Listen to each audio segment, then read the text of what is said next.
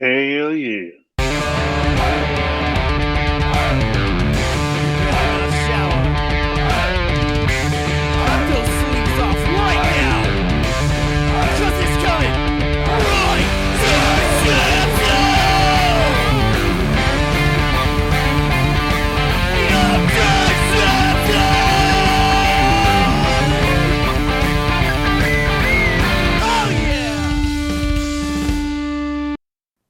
Welcome to Church Jams Now, the podcast where three former youth group kids and current music nerds deep dive into Christian music from the 90s and 2000s. I, of course, am your co-host, Kylan Savage. Fortunately, TJ's not with us. I think he found the metal music too spooky, so we decided to give him the week off. But I am joined by the only man I hope can save me, because even when what I give to the podcast is never enough. We have beautiful Everlord Josh Olson. Kylan, I just want you to know that even if you're taking on water, I will come for you and save you. That opened my eyes. And gentlemen, we are joined once again because it is, of course, Maylene. Give me a hell yeah! Friend of the show, who's been on. Is this your fourth appearance? Third? I think Fourth? this is, yeah. Yeah. His fourth. Number Roman 12. Haviland. Yeah. What up? Joining the We're Four Timers live. Club.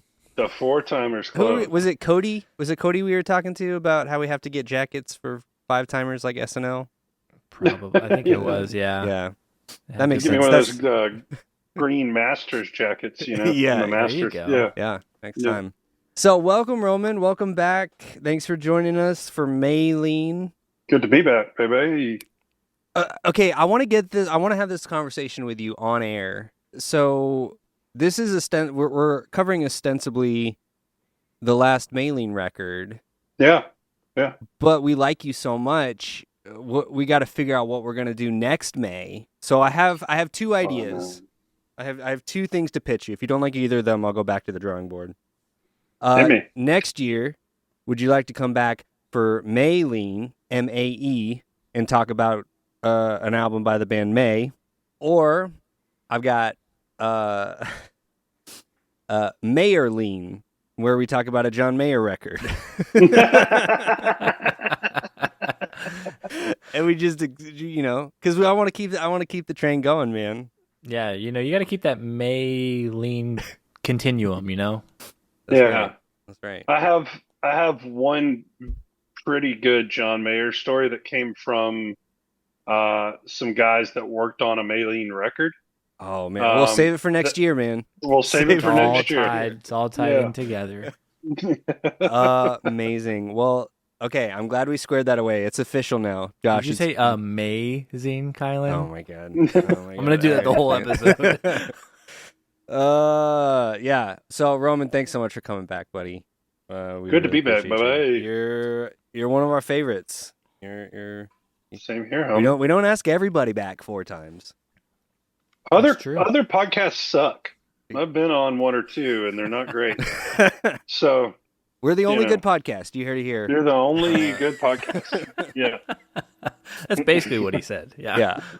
So, I mean, if people are unfamiliar with Roman, go back and listen to you're on Maylene 3, Maylene 2, and we did an interview with you.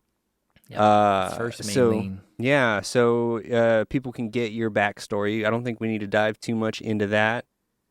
So should we just go ahead and mosey on over to Josh's research corner to talk about the album we're talking about? Come on over. Let's do it. Hit it. Josh's Research Corner.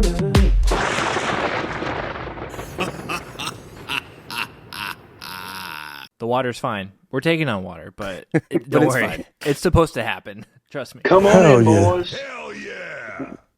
There it is. There it is. So, of course, man, yeah, it's crazy that we might be wrapping up Maylene with our fourth one, covering the record 4. To catch us up, since the last installment of Maylene, when we covered 3, we had a little bit of a member change. We lost the members, mostly. Much like this podcast. Much like this podcast, yeah. It's fitting because TJ wasn't on when we covered the first record. Oh, so that's right. It is a little fitting. And then you weren't on whenever Roman was first here. That's right. So we've had quite the back and forth. Quite. But members are a little stripped down for this record. We, of course, have, and Maylene always includes middle names on the record, so I will, of course, be reading the middle names for everyone. Man, you have to remind me, how do you say Dallas's middle name? Oliver. Tolliver, that's right. Okay. It's on not vocals, spelled like that at all, though. not spelled like that at all, but it's Dallas Tolliver Taylor. We have, you might have to help me with this one with this middle name here. This is tough. On guitar, we have Chad David Huff, if I said that correctly. Yep. Just kidding. On guitar, also, we have Jacob Lewis Duncan, who were both on Maylene 3. And then on bass, we have, never mind. What? Not Roman Channing Haviland. We have Bradley Kristen Lehman. Is it Lehman? Lemon? Lemon. Lemon? Okay. All right. Lemon. So those are the only... Lemon. Lemon. Those are the only official members. We do have additional musicians of Miles McPherson on drums, and you can tell he's not a legit member because his middle name is not listed. Or he doesn't have one. I don't know. About Miles. So, Have y'all met anyone that doesn't have a middle name? Ooh, that's a good question. I don't think I've inquired enough to know, but maybe I should. That should be your leading question when you meet. You got a middle name? I'm looking for someone without a middle name. It could be you. Here, come here. You got a middle name on you? You got a middle name? I haven't, but I Been have around these parts. the opposite. My brother-in-law has 2 middle names. So Really? I feel like Fun fact. I feel like that used to be a more rare thing, but I think it's definitely a more popular thing to do nowadays. Really? I feel like it's a royalty thing. Like 2 middle names is super excessive. Mhm. So if you got 2 middle names, You got too many names. You got too many names, bro. Spread the wealth. Yeah. Find someone that doesn't have a middle name and split There's off. someone Exactly. out there that doesn't have one. You're You hoarding need to the middle strip names. that down. Yeah, people with 2 middle names, they must have started doing that before, like the DMV was created or something, because Right. they had a tough time. Or on your SATs when you got to fill out all those little boxes with your Yeah. name. Oh yeah, Yeah. yeah. It's too Fun many names. story about Miles McPherson, who you mentioned played drums on that record. Mm-hmm. Right after that record, I want to say a year or 2 after, he became the drummer for Paramore for like 3 or 4 years. Oh, really? Oh, okay. Yeah. Interesting. And Maylene connection. Miles had some sort of golf cart accident. I never got the full details, but he had to leave the tour, wanted to stay home and work on studio stuff, which is what he does now anyway. He was replaced by none other than Aaron Gillespie. Oh, wow. I saw that tour when they toured with Copeland, and Aaron was playing drums for them. So I did see that one. Wait, Maylene toured with Copeland? Paramore. Paramore. Paramore. Okay. Oh, yeah. Yeah. Okay, I got confused. Also, for that would be a second. great show, though. Copeland, Paramore, or Copeland, Did we ever Maylene. play? I'm trying to think if we ever played with them. You know, they were like heavier than people They're thought they're back in the sneaky early heavy. days. They're sneaky Yeah. heavy. I always The first forget that, record and then for you see sure. them live, and I'm like, oh yeah, they're an actual rock band. And they're a Florida Yeah. band. They weren't too far from y'all, you know? No, yeah, they're right in that corridor, man. I don't know what it was about Florida from like the late 80s to the early 2000s or so, mid 2000s. Just kept popping out bands. I left and know. right. Mm-hmm. Couldn't believe it. Everybody came from down. I still find out these days like about a band I've been listening to for 2 decades, and it turns out they were from They're Florida. from Florida, right? I had no Yeah. clue. I mean, Like Matchbox 20. I didn't know Matchbox 20 was from Florida.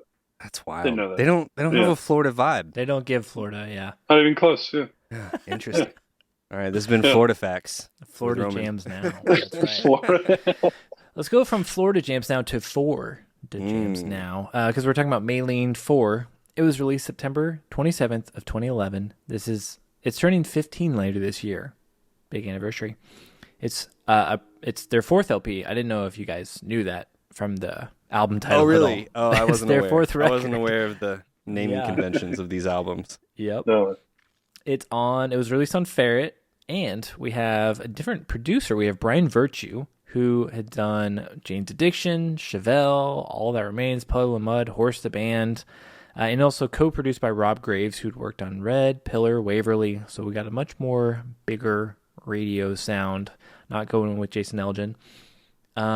Let's see, what else do I have? I don't think I had any charts or performance. And then the runtime is 12 songs at 41 minutes and 43 seconds. All right. How about that? Yeah. Is that short? Is that short for for a Maylene record? I feel like that. I feel like that's probably right around Was that right where around? y'all Okay. normally look. have. I'm gonna look. Yeah, I'm gonna it look might real be like a quick. 43. I want to Three think three like is probably two is your 40. longest, right? I'm gonna guess 2. Three's got some. Probably. Two. No, so 3 is 11 songs at 38 minutes. Wow. Okay. 2 is 11 songs at 40 minutes. Okay, Really? Yeah. so and it's the longest record. 1 is 10 songs at 35 minutes.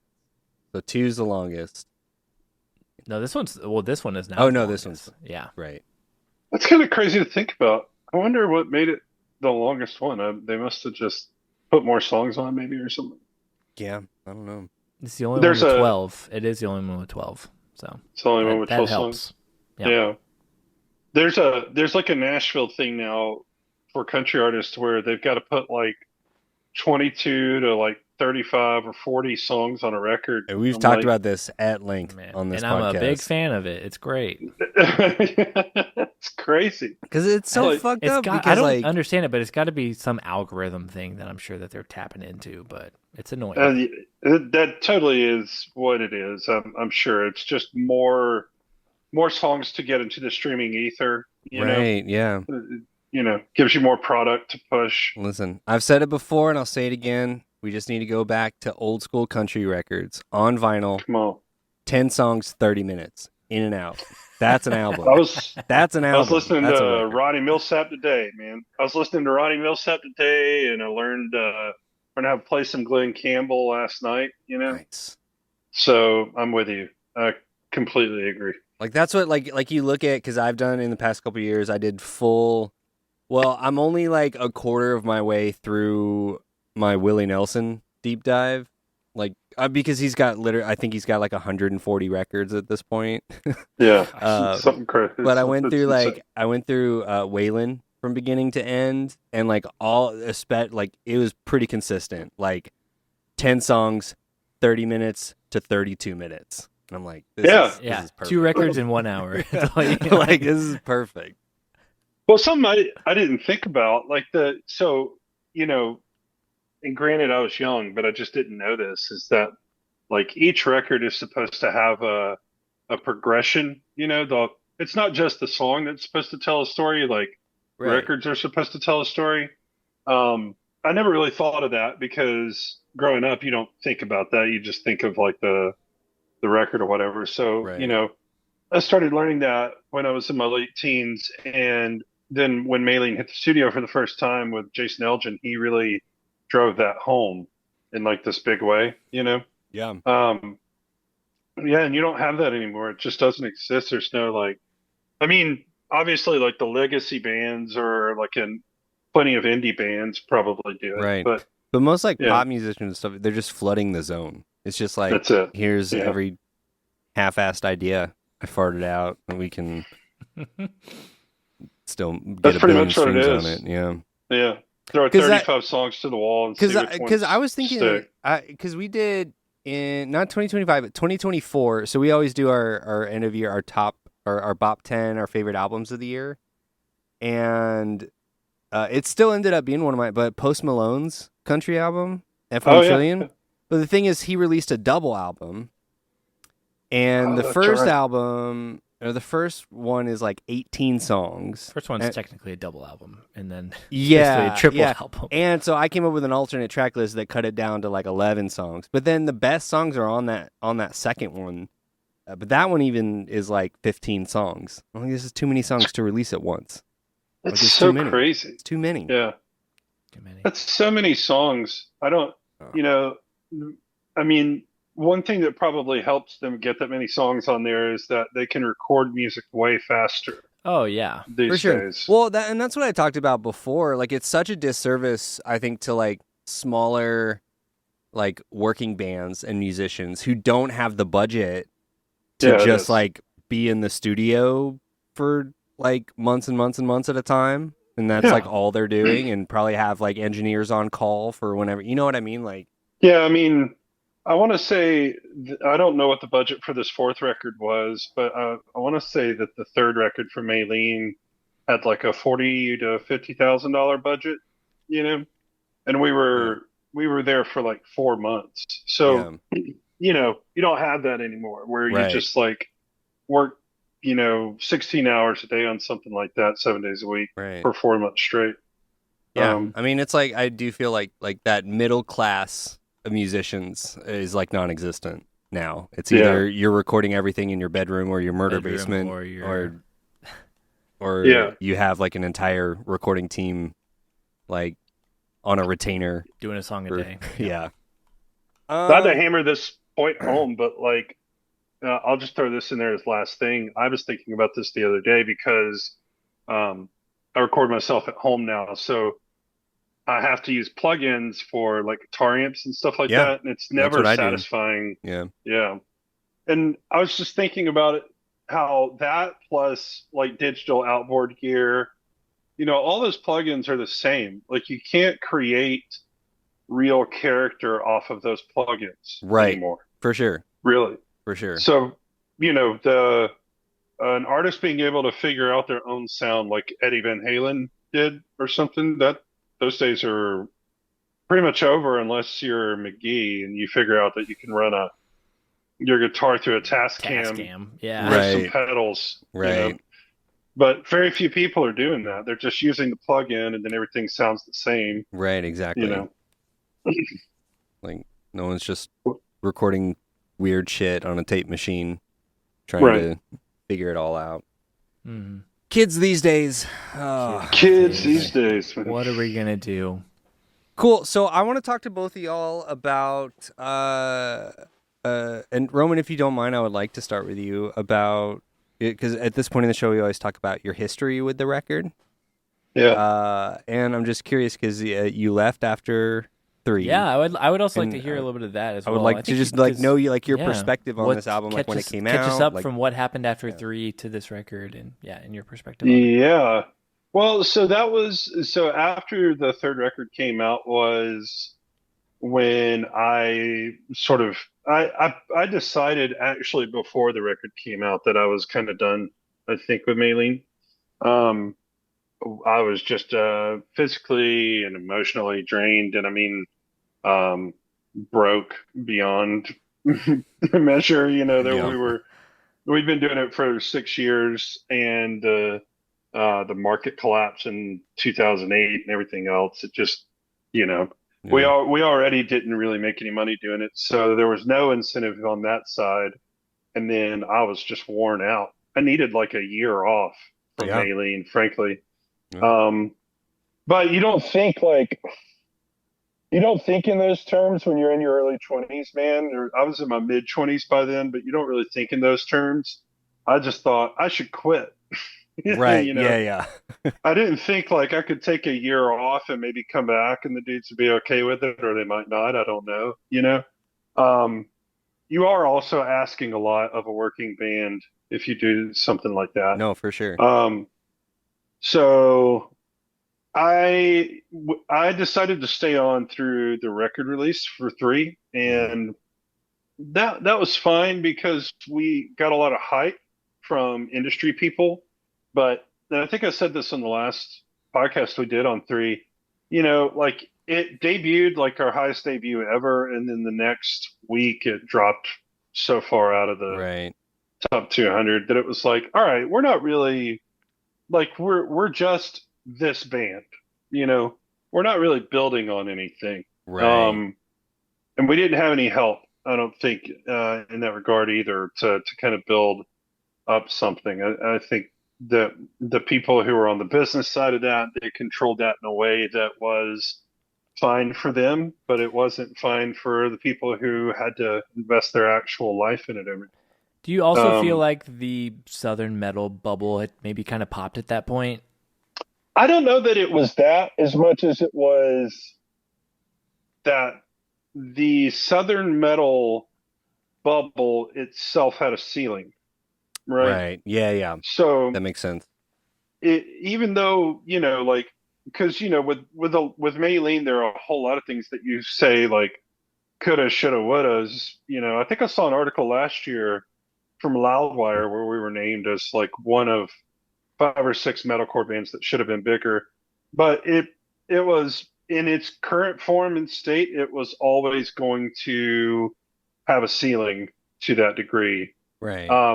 I think the issue there, to answer your question, Josh, is that had maybe things tacked along really well, maybe we had support in a different way, or just an overall healthier situation, Right. not just finances, but I think in general, we probably could have naturally progressed what Hmm. what three was into something that wasn't confined to that metal southern metalcore ceiling so much. Right. Yeah. It wouldn't have been about leaving that behind. It would just have been a Well, progression to like Evolving the next it. step up. it's interesting because I do feel The next and step up. not Pun. to like play my hand too much, but upon like listening to this record, I will say it does feel in a lot of ways like an attempt to do that. I won't say whether I think it was entirely successful or not quite yet, but I think you have to be honest about it. If I'm being honest, I mean, I wasn't on this record, so it's easy for me to say. right. Parts of the record to capture the old Maylene sound on this record to me feel a little forced. Mm-hmm. For And then sure. there are parts of it where it feels like they nailed it. So Yeah. it's really tough to decide. Like, I wasn't in the studio when they were recording this. Right. Um, they it's funny because they recorded that record here, so they stayed with me the whole time they were recording the Oh, record. wow. It was just me and all those dudes piled up in my apartment, my one bedroom apartment, which Nice. was kind of Nice. funny.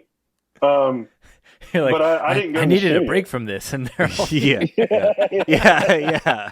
That sounds like a sitcom. It was good if to I be ever- around them, though, man. It Yeah. was cool because, Yeah. I got to spend a lot of time with those dudes. Yeah. And without all the it- stress of trying to, nail all this stuff. So I'm curious Right. then, Roman, when the record came out, so were they letting, so you weren't in the studio, but if they were all hanging out with you, were you like, were you listening to mixes or did you not get it Heard until it. the album came out, or like what was your exposure to this album as a whole? My exposure, the most exposure I had was, because they didn't have any raw mixes or anything like that. I think what they were doing was they just had like raw tracks that they were trying to listen to and work on stuff um, from. But no, the closest thing I got is I want to say about 3 or 4 days, I went to the pre-production that they did here at SIR for this Okay. record. Um, that was pretty interesting to see because Jake Duncan in particular wrote a pretty good amount for three, Mm-hmm. but um, he was still new, so he kind of had a leash on him for that record. Yeah. And you could tell he was trying to get that leash off of him for this record in the writing process. I don't know for sure how he feels about it, but from the outside looking in, the hard thing is it felt like they put a leash back on him again because it's a new set of producers and writers. Right. Right. If somebody had ever just let Jake loose to write a Maylene record, he probably would have What a crushed it. probably would have taken it to another level. But especially back then, I don't. So then how did besides that, was there anything else that you noticed like in the pre-production process that maybe had like changed from when you were in the band? Like anything that like stood out? I don't. This record in particular, I know. It's like you said, they were trying to progress the sound out of three, right? So I feel like whenever that's going on and you're like in a compressed timeline, they were in a far more compressed timeline for this record than the previous three. Mm-hmm. And it's the Nashville way of making records and writing songs, right? Right. It's much more of like a machine. Right, yeah. And so you're out. just pumping out whatever ideas feel like they stick, and you're doing it very quickly. Yeah.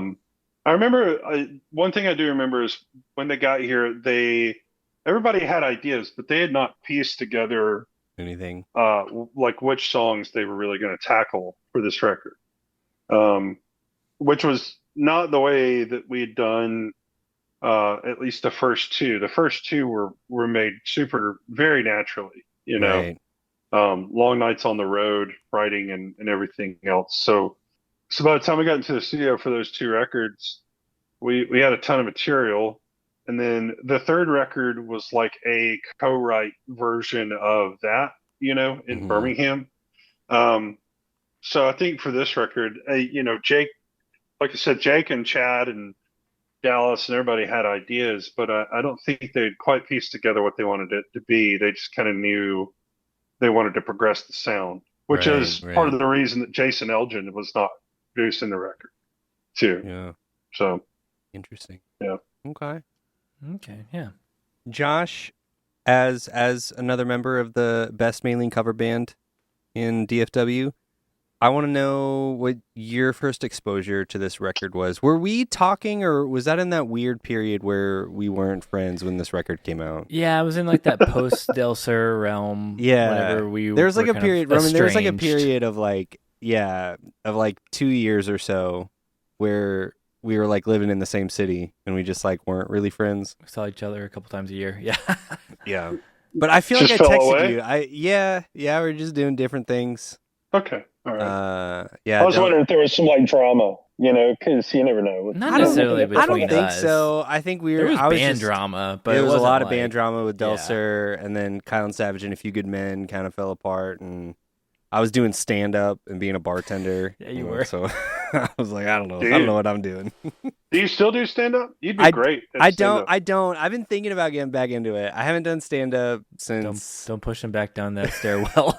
I've been thinking about it. I got some bits. I found my old joke notebook the other day. Like, there's an open mic here in Northwest Arkansas. But but here's the deal though. The comedy open mic, the one comedy open mic is on Wednesdays. So the podcast is keeping me CJN honest. night, baby. Yeah. I was take going a to say, I back went to seat. see Shane Gillis this weekend. Oh, nice. Bridgestone and Mark Norman and Louis J. Gomez opened for him.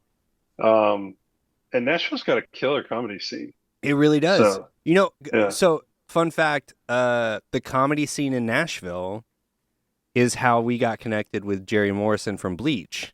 No way. Because Oh, yeah. so an old friend of mine from high school that I hadn't talked to like since high school, Sydney, she was living in Nashville teaching comedy classes. And then we had her on the show because she was also doing a fundamental Christian, like I was raised Christian kind of evangelical podcast.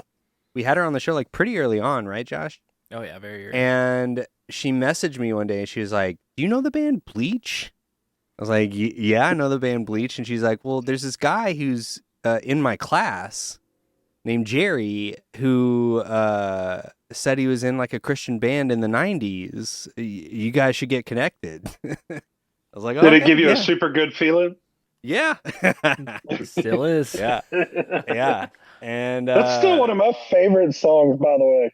I'm not gonna lie about it. it's so good.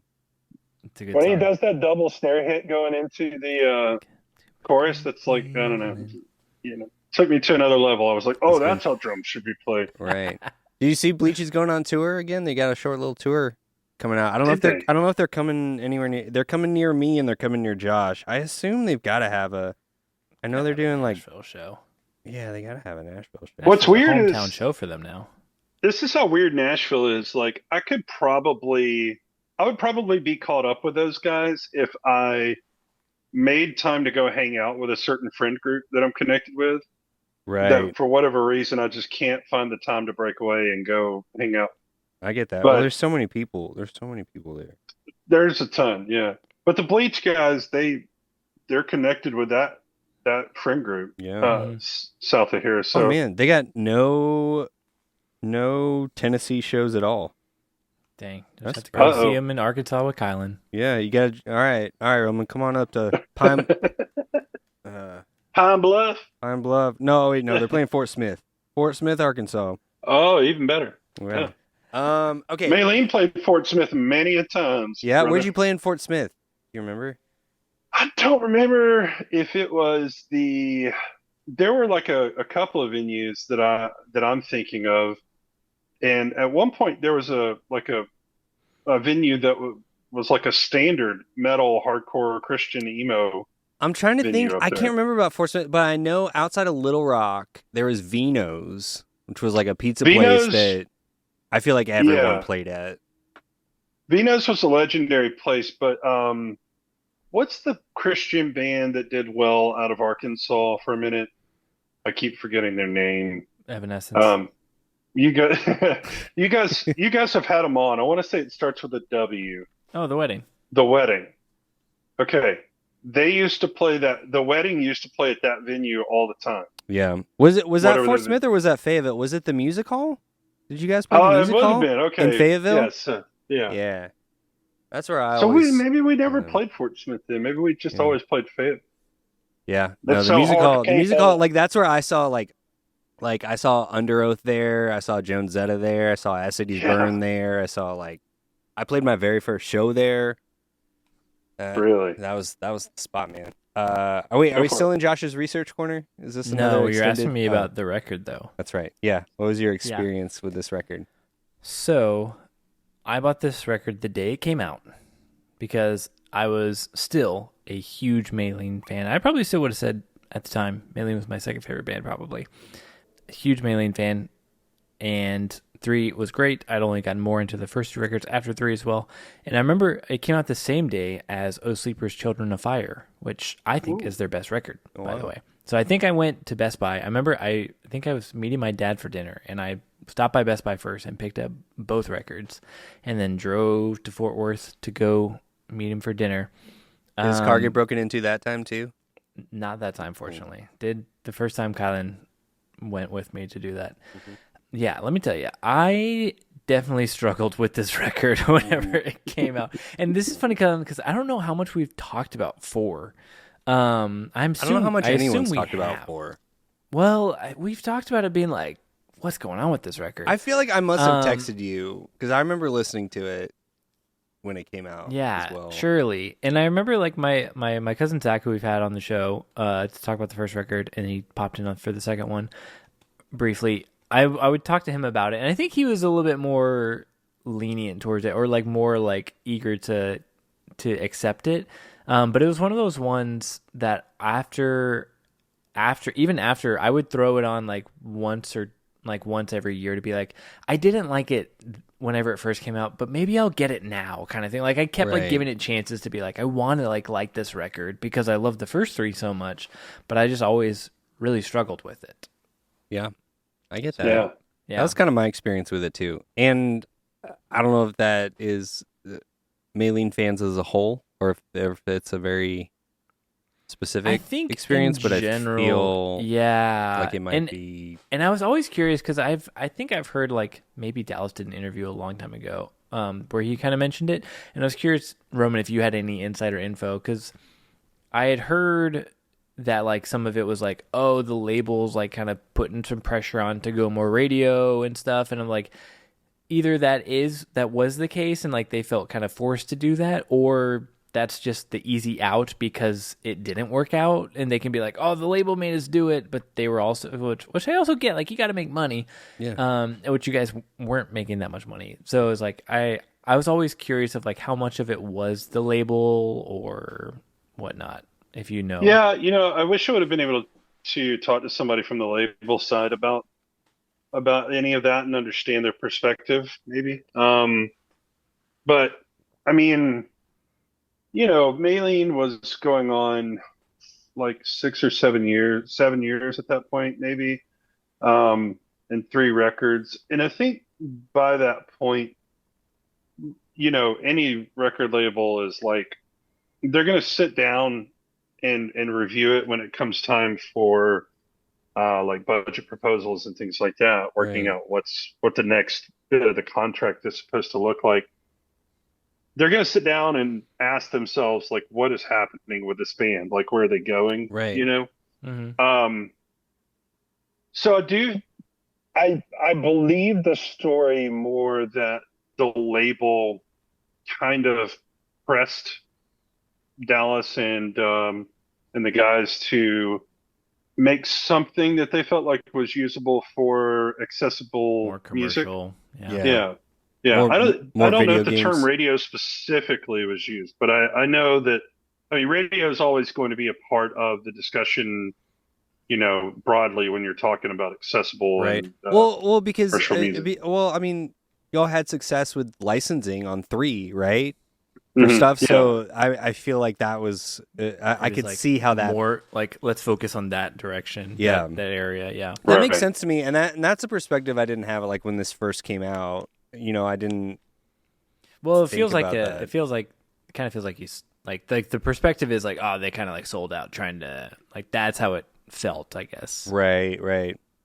Yeah. Yeah. What's tough about calling anybody who came from the scene, that like underground Christian Warped Tour, Furnace Fest, whatever scene, a sellout is like, yeah, I guess to a certain degree you could probably say that, but when you've been on the road in the same band for 7 years Well, and yeah. you're playing to, in some cases your crowds were going down. I mean, that was the case when in Right. my last year, right? Like we did a big headliner in like I want to say late 2008 or 9. I can't remember which year. I want to say 2008. And on that headliner, the band Attack Attack opened our tour, right? Oh yeah. I think by the time Maylene got around to making this record, Attack Attack was selling out venues that were twice as large as anything Maylene had ever sold out. That feels like Mhm. such a Spinal Tap kind of band It's- moment. yeah, Like, Yeah. like And what is it? What is three- it? Where they play the carnival and it says puppet show, and then Yeah. the Spinal Tap. That's perfect. But like, Attack Attack is a good example because they were already getting pretty big as a band on their own. And then here we are years later, because now I know if Mice and Men got pretty big on their own. And Beartooth and Bill Murray are Right. huge, Yeah. right? Mhm. Yeah. And all that came out of that one band. Now that Right. obviously Bill Murray and Beartooth didn't affect this record because that was this record was That was just way ahead later. of all of that. Yeah. But I mean, there was probably pressure from the label. There was probably a bit of desire from the band. It's like, well, we just got to take a broad shot one time Right. at something Yeah. different. Well, Yeah. and that's something that I hadn't considered until I started doing my re-listen for this show. I may be wrong, but my perspective of it is I feel like if the band in whatever form had continued beyond this record, I feel like this wouldn't be viewed as such like an anomaly and viewed with as much negativity as it is, right? Yeah. Like, because every band has You could to probably have, see like the trajectory. like is every what you're band saying. has to Yeah. at some point have a record that just like doesn't super connect, a right? swing Like, and a miss. Yeah. Yeah. Yeah. But since Yeah. it's almost like it's almost a punctuation on the band until like it becomes like a legacy act or whatever. You know what I mean? Like it Right. does feel like it's like, oh no, this is the bad one. But I don't think that's necessarily the Yeah. case. But like I and I hadn't really considered that perspective at all until recently. No, Well, that's good. What's funny about that is, bands that were super successful on their first or second record, it's kind of the opposite going the other way, because by the time they get to their third or fourth record, they really sound more like themselves. So like their diehard fans Right. love those later records way more than the first two that had like their biggest stuff. But With Maylene, every record was like a progression up until like the third record kind of did okay and then started to dip. Right. And there was a changing landscape in the scene at the time. For Yeah. sure. The economy had just started to recover from everything. So, with record labels in particular, everybody that Maylene or any of us in the music industry had worked with at a record label at one point or another wasn't there anymore. Now you got a whole new team of people Right. too. Yeah. Even with all of that, I still think that with the right support behind them, maybe, maybe with less people in everyone's ears, you could just give them space to breathe on that kind of thing. Right. Yeah, exactly. Maybe it progresses a little better. Yeah. It's hindsight is everything, right? Because like I said, maybe instead of quitting Maylene, what if I'd have taken just a year or so off and then came back? Would I still be doing it? Or in the same token, what if Maylene just after the third record just didn't make a record for like 5 or 6 years instead of having to pump out a fourth record? Right. You Yeah, know, yeah. Yeah. that would have given everybody time to go home, figure out things like venture out and do stuff, and then come back at it later on. As we've seen, that works now for, I Yeah. mean, I work in radio, right? So all my perspective is from seeing a lot of these bands who went away for a long time, Yeah.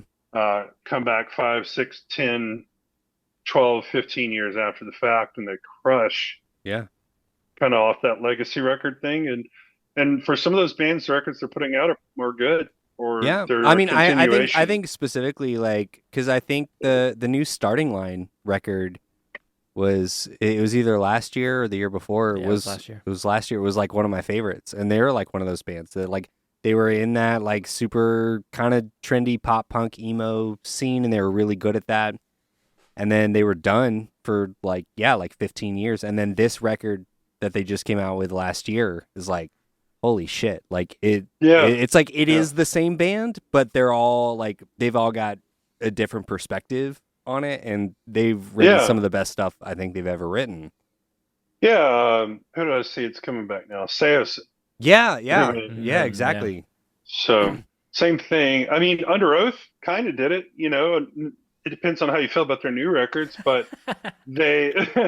I don't think I'm the target demographic for their new record. Is all I'll say. No, I get it. But to their credit, they realized what was going on, even with the enormous success that they've had. Right. And then they went away for like 5 or 6 years because they realized everybody needed a breath from them, and came back, and they were reinvented when they came back, and that continuation seems to have worked for them. Yeah. To this point, they're more successful seemingly than they've for sure ever been. So for sure. All right, guys. This might be. I was so stoked because I was like, oh, this is like the fastest I'm getting through a part A. And then, sorry, Josh. There's a lot to talk about with the record, though. Just like I feel like this is also our general thoughts, though. So yeah, like, exactly. It's hard to, you can't talk about the record without having this discussion. Right. So what I'm gonna do, we're gonna do flop or bop predictions, and then we're gonna take a quick break, and then. So I haven't heard this record in like 5 or 6 years. I think it's been a minute since I listened to it. I do remember when I went back and listened to it later on, I would consider it at least a soft bop. Probably, I could say that. I love that. I think, to be fair, I'm comparing it to a lot of new music, but right. But I think even with all the change, it's still a soft bop in my opinion, because there's some decent stuff on there. Yeah, there's some good moments on the record. Yeah, there are enough moments on this record that kind of still make it worth hearing. So, yeah, I would go with a soft bop or a fop. All right. Perfect. A fop, which is the hair pomade in Oh Brother Where Art Thou. That's right. I don't want fop. I'm a Dapper Dan, man. Dapper Dan man. I'm a Dapper Dan man. Hey, listen, we're all Dapper Dan men. And that was the thing. I think this is a fop. This is a fop. All right, Josh, what about you? Perfect. That's great. For me, I think I don't get to do this very often, so I think I'm going to be on a little the dramatic side. And I think maybe I would have come to the dark side. I think I would maybe engage with the material, because let me tell you, I've given this record so many chances in my life to be like, look, I want to like you, please let this be the year, and then I've just always struggled with it. So I was, I would have been like, it's probably going to have the same outcome for me. So I would have said probably a flop, which I rarely do. But that is true. That is very rare on this show. Well, I have to. It's 2026, and my bit is everything's a hard flop until I listen to it. That's true. So, but also beyond that, I listened to this record exactly twice before I listened to it for this podcast. I listened to it the day it came out on Spotify. What? Twice? Yeah. Wow, that's crazy. And I did not care for it. And I listened to it, I mean, probably like 6 years ago. And because I think I was doing another Maylene run. And I was similarly disappointed in it. And I just, unlike Josh and Roman, where their hearts are open to new experiences, I was just closed down, said, no, thank you. This is not for me. So I would have predicted a hard flop. We'll see how it actually ends up. Yeah. All right, so we're going to take a quick break, and when we come back, we will get the party started with 2011's 4 by American rock band Maylene and the Sons of Disaster. All right, guys, welcome to an ad read.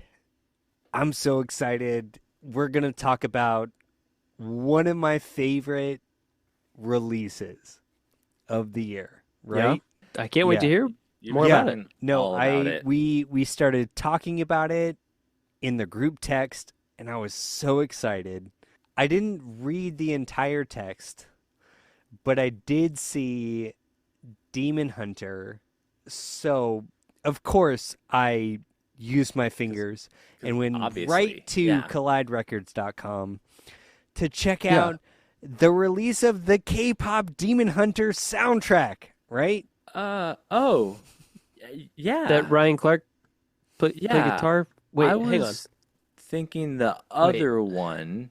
No. Because I also used my fingers and went to CollideRecords.com and looked for Demon Hunter, and I found tons of CDs and vinyl from the band Demon Hunter. Are you saying they have both in stock? Surely no store has both. Wait. Hold on, guys. Hold on. There seems to be some confusion.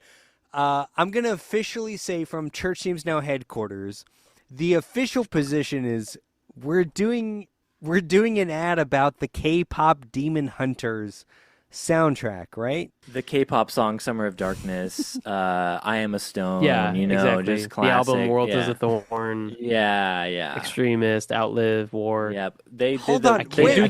Whoa. They do the prong cover of "Snap Your Fingers, Snap Your Neck." I mean, so poppy. That actually would probably be a great pop song.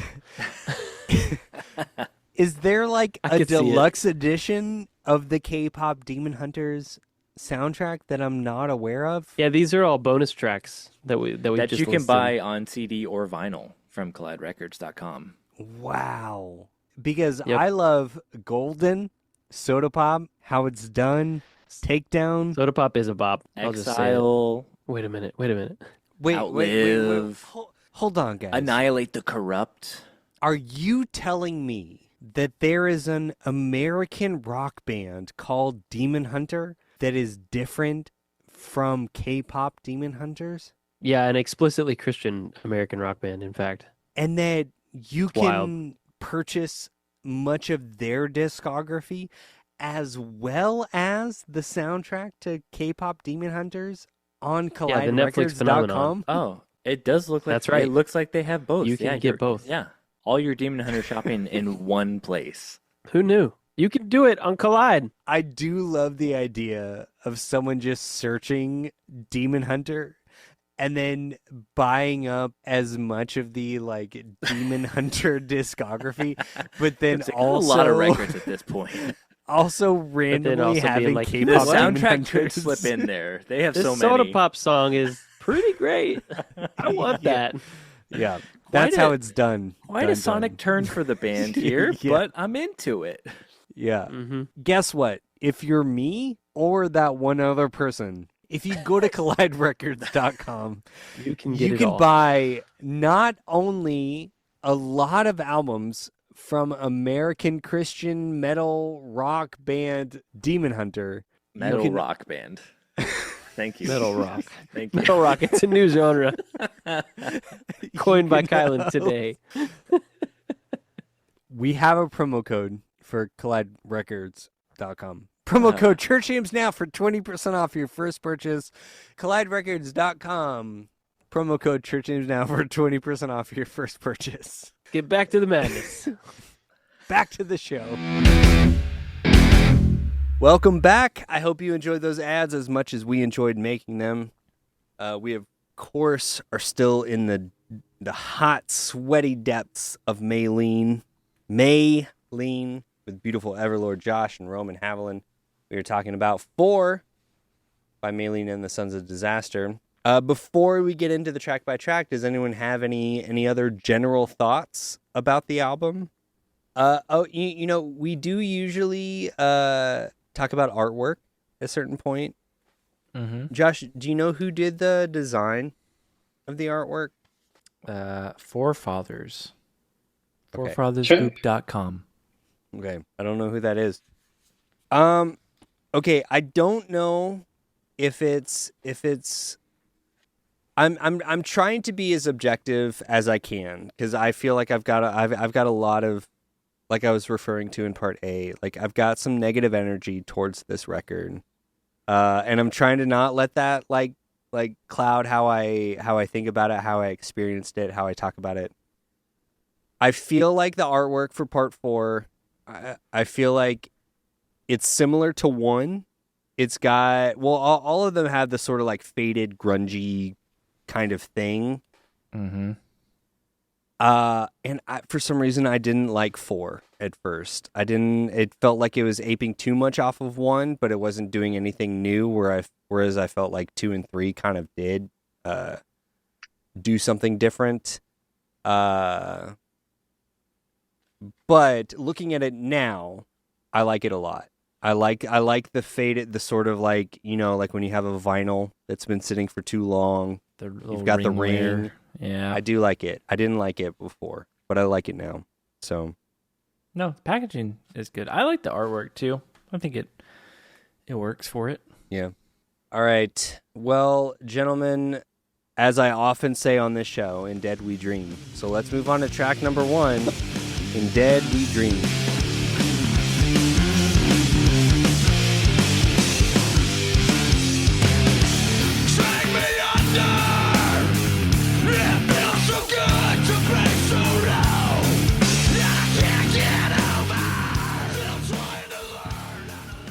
Your main catchphrase. That is my main catchphrase. Fuck, peace out, mon frères. Yeah. So this one, I feel like we automatically get, like, it's similar kind of in vibe, at least for a kind of a more similar Maylene song, but I think we're getting the real fuzzy guitars instead of like the distortion. So it automatically does cue you in of like, oh, it's a little different here. It's a little different. Yeah. That first riff is a Jake Duncan special right there too. So It's a good kind of riff. It's kind of perfect. yeah. Josh, I don't know. Take this information how you will. This is my favorite song on the record. Oh, man. Normally, Roman, that doesn't bode well if Kylan picks the first song as his favorite because then it's all downhill from there. But you are also the opening track guy. I am So, the opening track guy. So tell me why it's your favorite. Yeah, no, this does exactly what you were saying. Like this feels like classic Maylene in a lot of ways, but there is just like something different. Like it Definitely. like the production feels less open. It's a little more compressed, which is definitely like of the time. Yeah. But man, I just love those riffs. Those riffs are just sick. And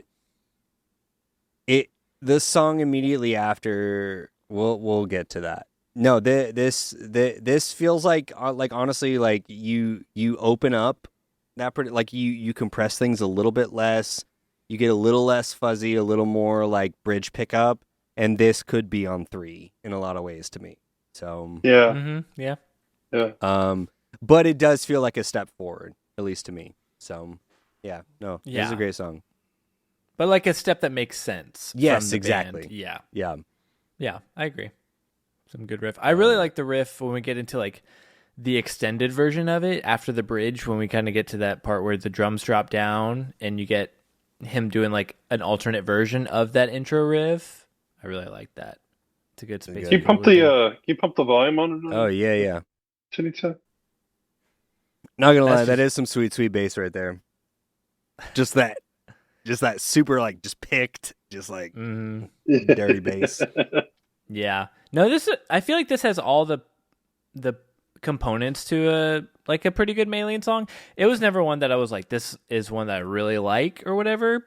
But it was never like I never didn't like it. I was just like, yeah, it's effective, and it does, I think, open, and maybe it does. I don't know. I'm curious what your thoughts if it makes you think like, oh, we're gonna get more from Maylene just in a new direction, or if it's like, oh, this is too much of a new direction potentially.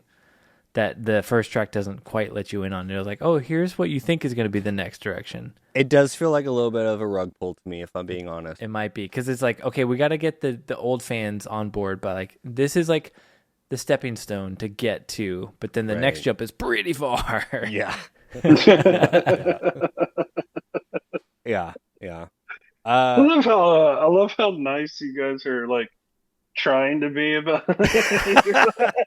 I have a little more perspective now, as you were talking about, like with like the radio side of things too. Is like, because I was like, yeah, when this record came out, I was like a week or two away from turning 20. So I was 19. So I was like, what are these guys doing? Like, come on, aren't they thinking of me, the 19-year-old fan that's going to buy one CD copy? Like, right, no. When I'm like, oh, you also have to like, you have a kid and you have to like have a mortgage and like you gotta make some money just to pay bills. So you gotta get on that Burnout 4 soundtrack. Like, yeah, I wish. Roman, what do you think of this song? I'm with you. I think it's probably one of the better songs on the record, for sure. The biggest departure you can tell it happens like in the vocals. Yeah, right. I have a lot of vocals notes. Yeah. Well, I'll get into my vocal notes later as well. Yeah, I think that's probably the biggest departure, because maybe with a little bit of restructuring, maybe a part or two and like 3 vocals on something like this, it'd probably still sound the same, even if you didn't really change up the guitar tone too much, right, and all that. Right. So yeah, but it does kind of strike you as a departure, kind of right out of the gate, But not as much of a departure as we will get. I feel. True. All right, save me from the rest of this podcast. Let's move on to track number 2, Save Me. I want no one to save. You're all the same. Save me. Something inside of me is changing. I feel it taking. Okay, Colin, you alluded to something earlier on the first song. I have such a visceral memory of hearing this the first time. And okay, it makes sense now that you gave us some context in your research corner, Josh, of the producer of this record. But okay, Yep. can you guys walk with me down tangent road for just a minute, just briefly? Because I got a lot of comparisons, not sonically, not thematically, pure vibe-wise. There's a 2018 album. I'm also pulling double duty for TJ, so I have to bring up the Decemberists. There's a 2018 album by the Decemberists called "I'll Be Your Girl." So the Decemberists, up to a certain point, were like, like chamber folk, pop kind of outfit.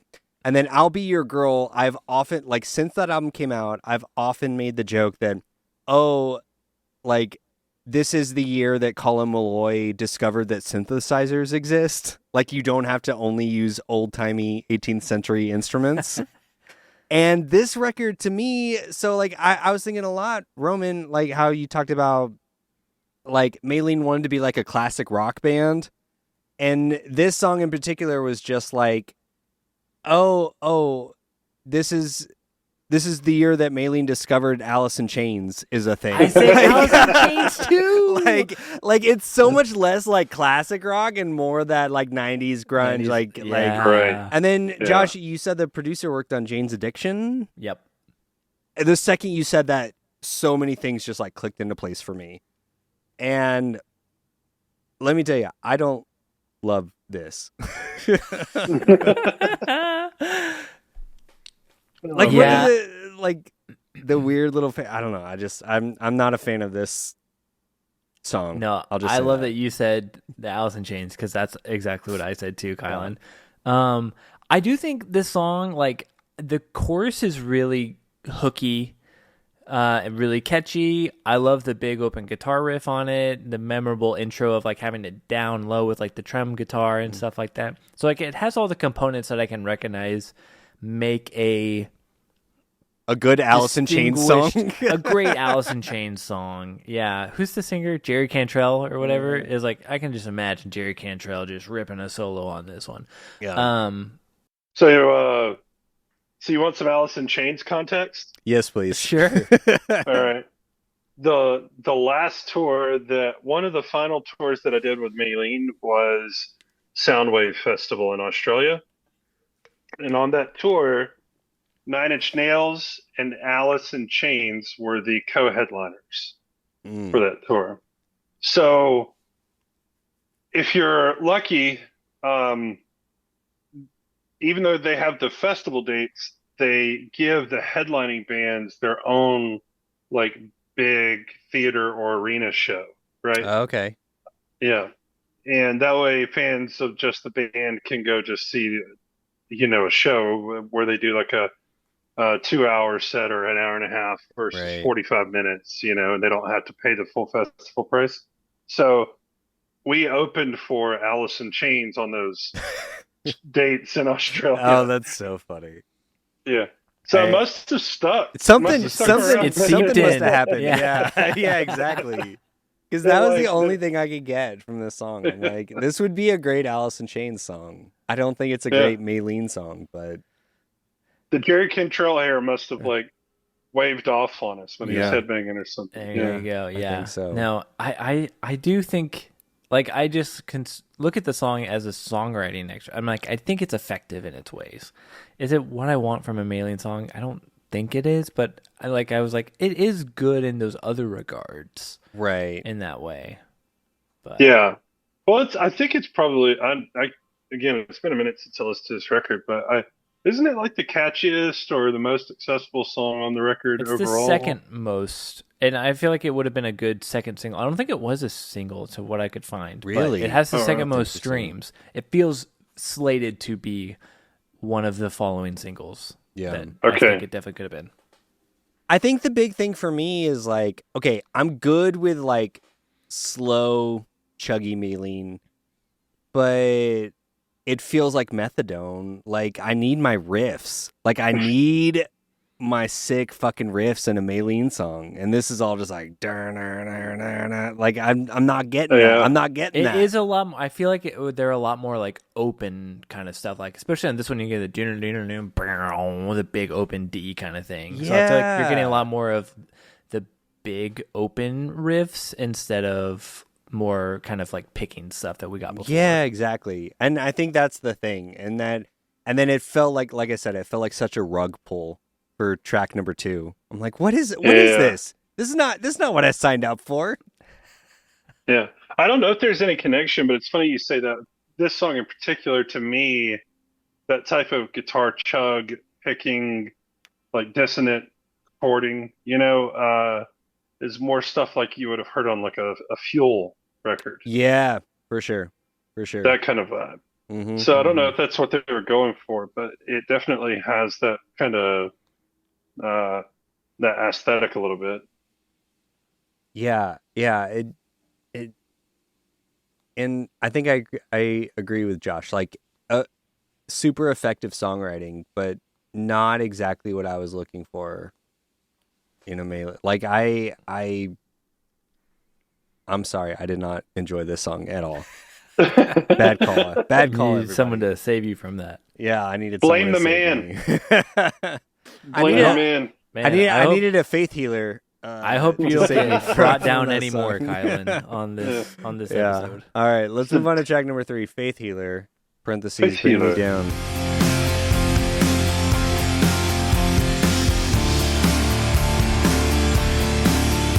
What have you done to make me And now we're kind of majory Yeah, and a little poppy, I would say. yeah. It's interesting. I think this is where my vocal production notes start coming on. And I was like, it sounds like Dallas is singing into a pool noodle filled with water. Like, there's just so much stuff put on his vocals. And I'm like, Right. I don't think we need Oh, this yeah. much. No, But it's it- kind of interesting that they didn't go like old school Maylene there and like go heavy, because the first two songs there is a bit of a just a shock there. But Nice. I just punned my own bit. But I am surprised that they opened with 3 songs where he's doing like a cleaner vocal thing. Normally you would mix it up. So right. you can really tell here then, I think, like what the purpose of the record was, I think. Yeah. Mm, Yeah, this to me was just like, it was such a, like, this whole song and like the acoustic and stuff, like I think I could see like the mental step from like Listen Close into something Yeah. like this, but in execution it turns out to be more of like an All-Star United song or something, like some kind of like I get that, yeah. 90s pop rock kind of thing. Yeah. That's like winking at the southern side of things. Like, it's still a little bit southern. Right, but like I could see like Semisonic doing this song. Yeah, that's true. Maybe they should license it. Yeah, Or exactly. record that ish, you know. Oh my god, Closing I would time love into Faith Healer. I would love a like the way that Ryan Adams did 1989 by Taylor Swift. I would love Semisonic does 4 by Maylene. That's so Like it's funny. good. It like this is a great pop song. It is. But I think I'm yeah. not coming to Maylene for pop. Like once again, like it's just like that's not like even that. Yeah. I like will that- say I love the way they go into that bridge. Even on the times when I listened to this record and I did not like what was happening, I was like, I really enjoy that part of that how it bar goes into the part. bridge and that guitar part that happens in there too. I will hype the song up a little bit. I do like that's the super quick licks in between the chorus and verses that feel Yeah. like they just get in and out and then boom, we're right back into the verses.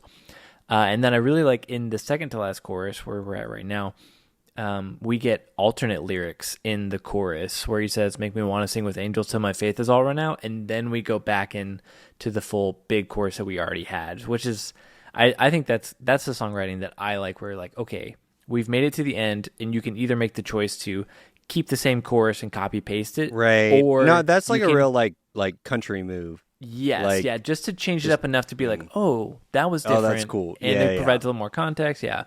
So I also really like that part. But the bridge, going into the bridge, that moment is definitely my favorite part of this song. Is that the like where the borrowed chord is? Is that what It does get a little weird there, yeah. Yeah. So something's happening.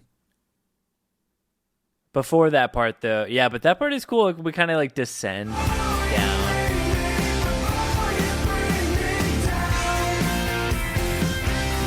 Yeah, that's so good. That is catchy.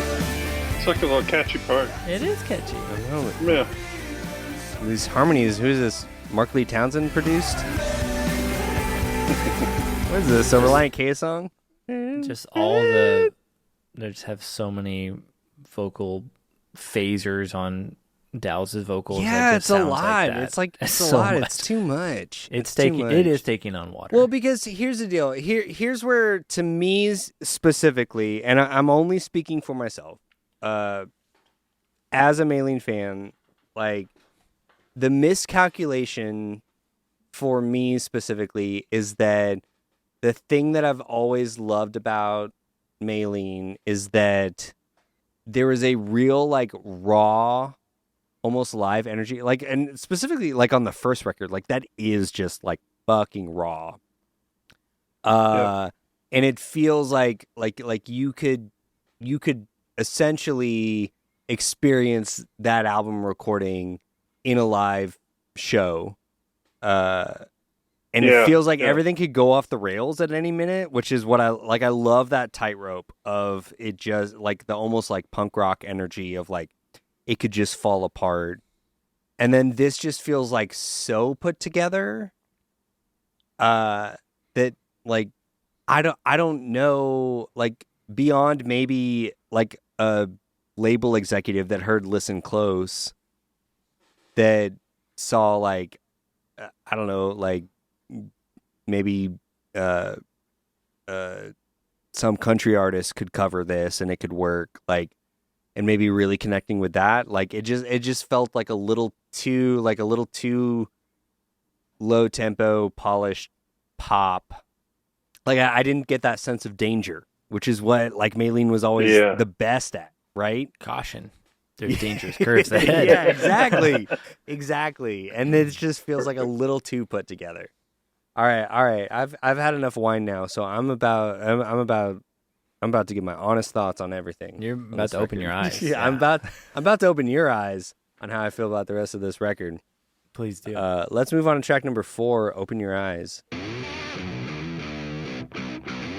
It's a pretty good riff. It's a very good riff. That's a Jake Duncan special right there as well. Actually, if I recall, I think he had that record for 3, and we put it on the shelf. Oh, really? Like, save that. Okay. Okay. This was. I'm sorry he didn't save it for Limp Bizkit. It would also work for that. It would also work for that a little bit. This was the single, and I have the CD single here that Ferret was shopping around. So. Oh, how about that? Do you think if I call Tyson Haller or Tommy Delaney to contact them, do you think these numbers still work? You should try. Why have you not tried? You're failing as a beautiful Everlord of the show. Hey, is this Tyson Haller? Yeah, I'm calling about your number was on the Open Your Eyes CD single from 2011. No, Josh, please. And honestly, even if they don't, like, just record yourself doing that and we'll put it on Patreon. Like, that's worth it. That's good Patreon content. Oh, gosh. That's priceless. Like, no, you should just find all of the single CDs that you have that have phone numbers. That have and phone just, numbers and for just the cold label call reps. everybody. Yep. One person still has that line, and I'll get them. Yeah, I mean, it is a good riff. It's a good riff. The chorus is really good too. It's in a catchy way. The open your eyes, and then I really like the hook. The I am inside of you. That part is really catchy. To me. I like it too. It makes because sense. I'm also a the Papa Roach fan. I'm sorry. Limp Bizkit and Papa Roach. All right. Right? This is a little Papa Roach, right? Like, I'm not saying that disparagingly. This is like, this feels like I could see Jacoby like crushing those like high. I was about to say that. No, it's funny. You know how like Maylene influenced some bands in our first like 2-3 records. You know, what if you found out that all these like Papa Roach bands and stuff like that have secretly been influenced by this record and their resurgence? That would be hilarious. Secretly Maylene fans. Could be. Right. I'd believe it. Mm-hmm. Yeah. I do think we also get a really good solo here. The solos on this record is really do good. rip. They do rip. This is really good. So it has a lot of like elements going for it that are good. I do think now, like looking back, there's a lot of themes of like losing faith and doubt on this record. It's like, because he says, and you will love the way it feels to believe in nothing. And I think that paired with just like the general change that was happening sonically was also like kind of added to like, oh, like what's happening to Maylene, which Maylene was never like. They were always kind of like the darkest skin, like, we're all crazy kind of like bad guys, which was fun. And this is like, oh, is this like concerning? Like, is Dallas going through something? Is Dallas this a part of okay? the story? But I think that just compounded to like with the overall sonics of the record. That was like, oh, I'm. That's just another ingredient that I think didn't gel with me. Yeah, that makes sense. Yeah, I don't know. I don't know how much of it had an effect by the time they recorded this record. But a few of the guys in that version of Maylene did go through some like hard personal stuff leading up to that record. There were some big life changes for a few of them, a couple of them at least. So maybe this is a bit of a reflection. This record is a bit of a reflection of what they had gone through, and Which mainly was never like a super autobiographical band. Right. I felt like in the songs, but then there's enough on this record that I was like, oh, maybe there is a little bit there, but yeah. yeah. Kylan, did this one hit you better than Save Me? Yeah, I also want to yeah, know, it okay, did. yeah. It did. I also want to like keep track of like you have your favorite song, but also have we hit your least favorite song? Oh, I don't know. I hadn't thought about a least favorite song. It It might have been the Save running. Me. I think Save Okay. Me. Well, yeah. let's keep going as we go through the songs. Keep comparing it. We can Okay. see Okay. which one, because I'm curious about that as well. Do we need to put a little counter up on the screen if we ever post this on social media for all the 90s and 2000s grunge and butt rock band references that I make? We Potentially. probably should. Potentially. All right. Well, this podcast Do the is- VH1 cut in. Yeah. Yeah. Well, this podcast is killing me slow. I'll tell you that. Here we go. Track number 5, Killing Me Slow.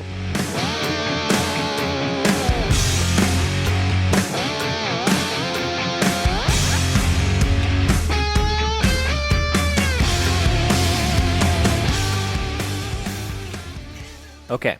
I do love that. This is my favorite song. It's good. And this is the one song that even from the beginning I struggled with this record, but this was the one song that I'm like, yes, this one feels very classic Maylene. Well, it's because they're leaning into the classic rock elements. They are. You got the AC/DC double, like the pick double stops, and it's just I can go through everything that I have. It sounds the most like the first three. There's slide parts everywhere.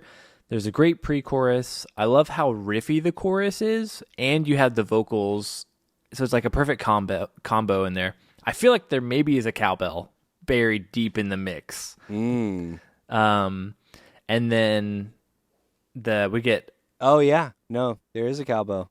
yeah, it's really low though. But like, listen to this chorus, like how riffy it is, and Dallas's vocals are so good.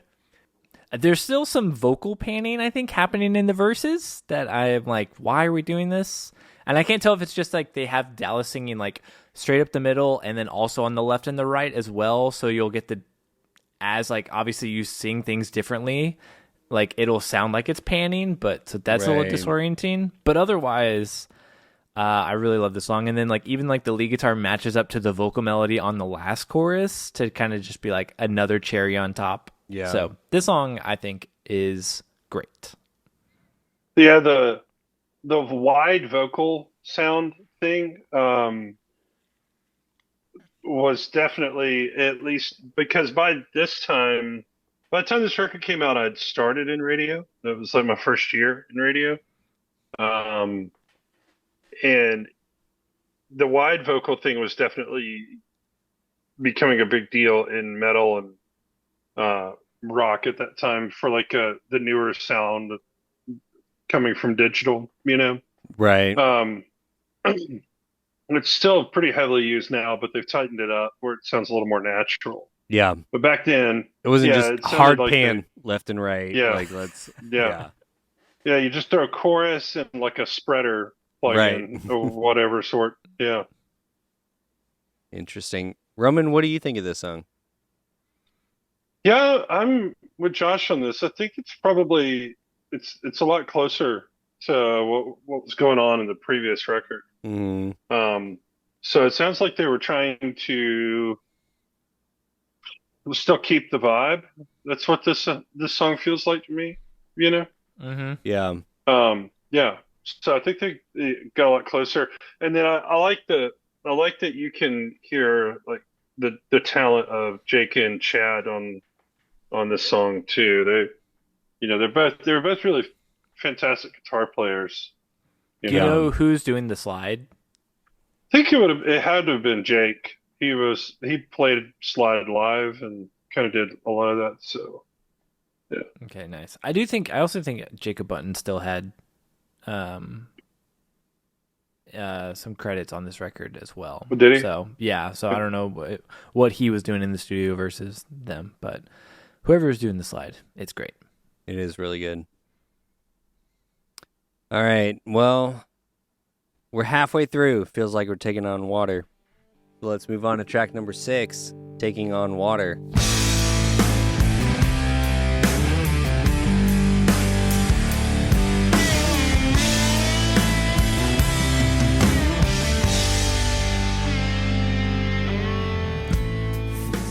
Be a simple. I was gonna say it's such a Skinner riff. Yep. I don't hate it. I don't hate the Skinner riff. Yeah. Is this That feels more like something Metallica was doing in the '90s. It also is very Yeah. Black Album. You're right. Yeah. It does kind of like Wherever You're, I May Roam or something. Yeah. I get that. Yeah. But Um, this is definitely my favorite Skinner B-side. Skinner B-side. It's Yep. gonna be sad. Do you Yeah, like- it's like Metallica was doing stuff like that with that kind of tone on like Reload and Load a little bit, you know, Yeah. Mhm. which is like later '90s, mid '90s. So Yeah. kind of has that. Yeah, it We're kinda still has in that we're still in touch the to it. '90s vein. Yeah. Yeah. Yeah. This one I think also another really good chorus. I really love the vocal harmonies on the pre-chorus, where especially on the first chorus where Dallas sings "To Face the Nightmares on Your Own." There's some really good. It really comes in like really full to launch you into that chorus. And there's keys in the chorus. They're subtle, but it's like a nice touch that we've gotten. Not very Maylene, you could argue, but it is really catchy. It adds a nice little element there. Yeah. No, for sure. This seems like, I mean, just based on like what I said before, and Roman, you talking a little bit about like interference isn't the right word, but maybe like record label pressure. It does feel like Yeah. there were probably a couple people that were like, "Hey, that ballad was really great. Like, let's do some more of this kind of stuff." Yeah, I bet say Faith Healer and Taking on Water definitely feel like the result of Listen Close. Yeah, for sure. And Yeah, I like both that's of a them. good. I was about to say, Listen Close was on the third record, right? So they probably heard that and said, "Give us more of that." Right. Yeah, but it's weird that they heard. I don't know, like Step Up, a record that would have modeled itself more after a song like Step Up, probably would have been a little less of a departure. So, For sure. I'm surprised that wasn't the one that gets pointed out. Assuming that everything that we're saying is how, Yeah. but No, at this point in the record, I'm just like, I'm genuinely surprised at the amount of acoustic guitar on the record, but not like cool riffy acoustic guitar, just like cowboy chords. yeah, It's a lot of cowboy chords. yeah. But man, this solo is so good. The solo is so good. What do you think of they have a guest vocalist on here? Who is it? His name is Mark Holman, who doesn't have a ton of like his vocal credits, but not like a ton that I could be like, oh, it's the guy from this band. So I didn't know if it was like more of he was helping the studio. He's like a studio guy or something like that. But he has I think so. he has a Yeah, unique voice, and I'm almost a little off put by it, but also it kind of works. It's almost Mark Solomon-y, if that makes sense. Yeah, that does make sense. The way that he sings. I can't remember specifics, but I want to say Mark Coleman was the guy that came along with Rob Cavallo, maybe not Rob Cavallo. Or is it Rob Cavallo? Who was the other guy that produced this record? Rob Graves. Rob Graves. Great. I remember specifically he brought along a guy that was like like a writing and singing and like harmony guru and stuff like that. So it's probably who that was. That makes sense He was because pretty young there's a too. lot of if I harmony remember. on this record too. Yeah. Yeah. No. Okay. That makes more All sense. right. Yeah, because he didn't have a ton of credits that I could be like, oh, this guy. But Yeah. it's fun. It's fun having that. Yeah. Which y'all have definitely had that a lot in the past of having other people coming on and singing parts. Yeah. I think the thing about those three records though is those guys were like Part us, of the like born and fold. raised in Yeah. Alabama. Yeah, they were super, Right. yeah. I mean, um, so I think this is different because anybody that came in and worked on this record would have had to have done it from scratch versus, some context. Right. But yeah. No, it definitely feels like there's like a like Nashville pop guy kind of influence on a lot of this record. No, Of definitely. just like I know a Yeah. guy that can come in that can like doctor He'll punch this. up the They song. can Yeah. fix it. Yeah. Yeah. Yeah.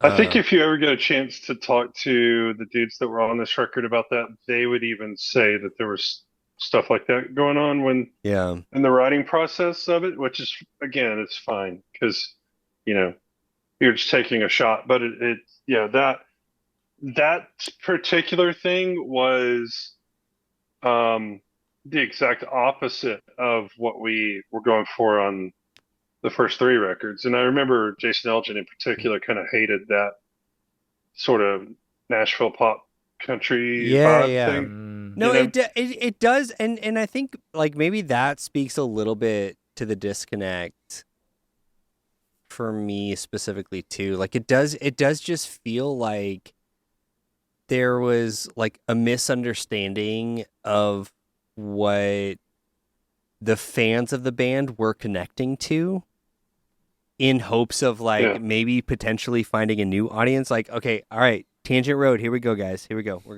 going down it Right. again.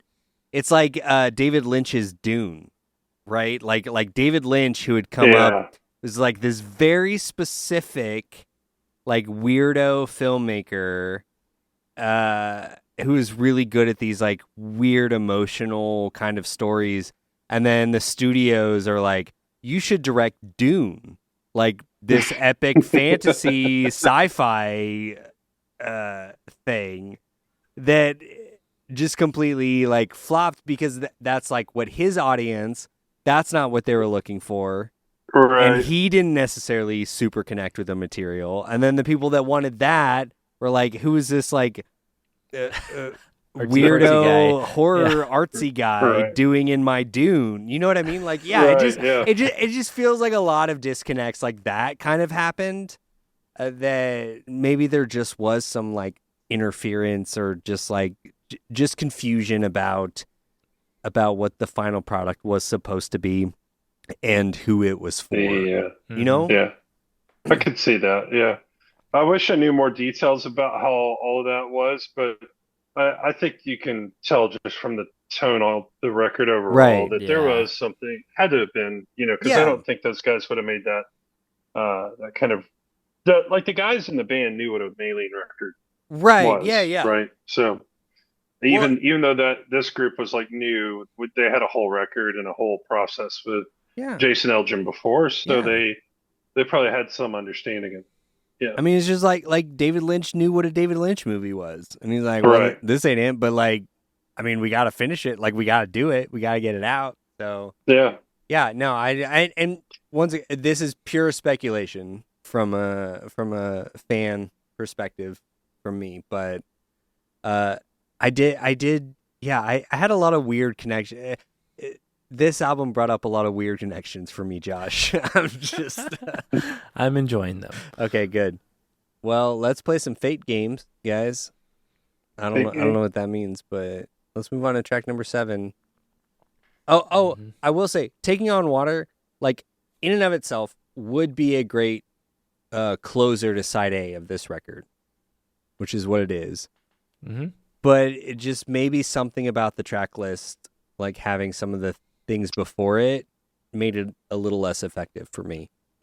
Okay. Yeah, but here we go. Starting on side B, track number 7, Fate Games.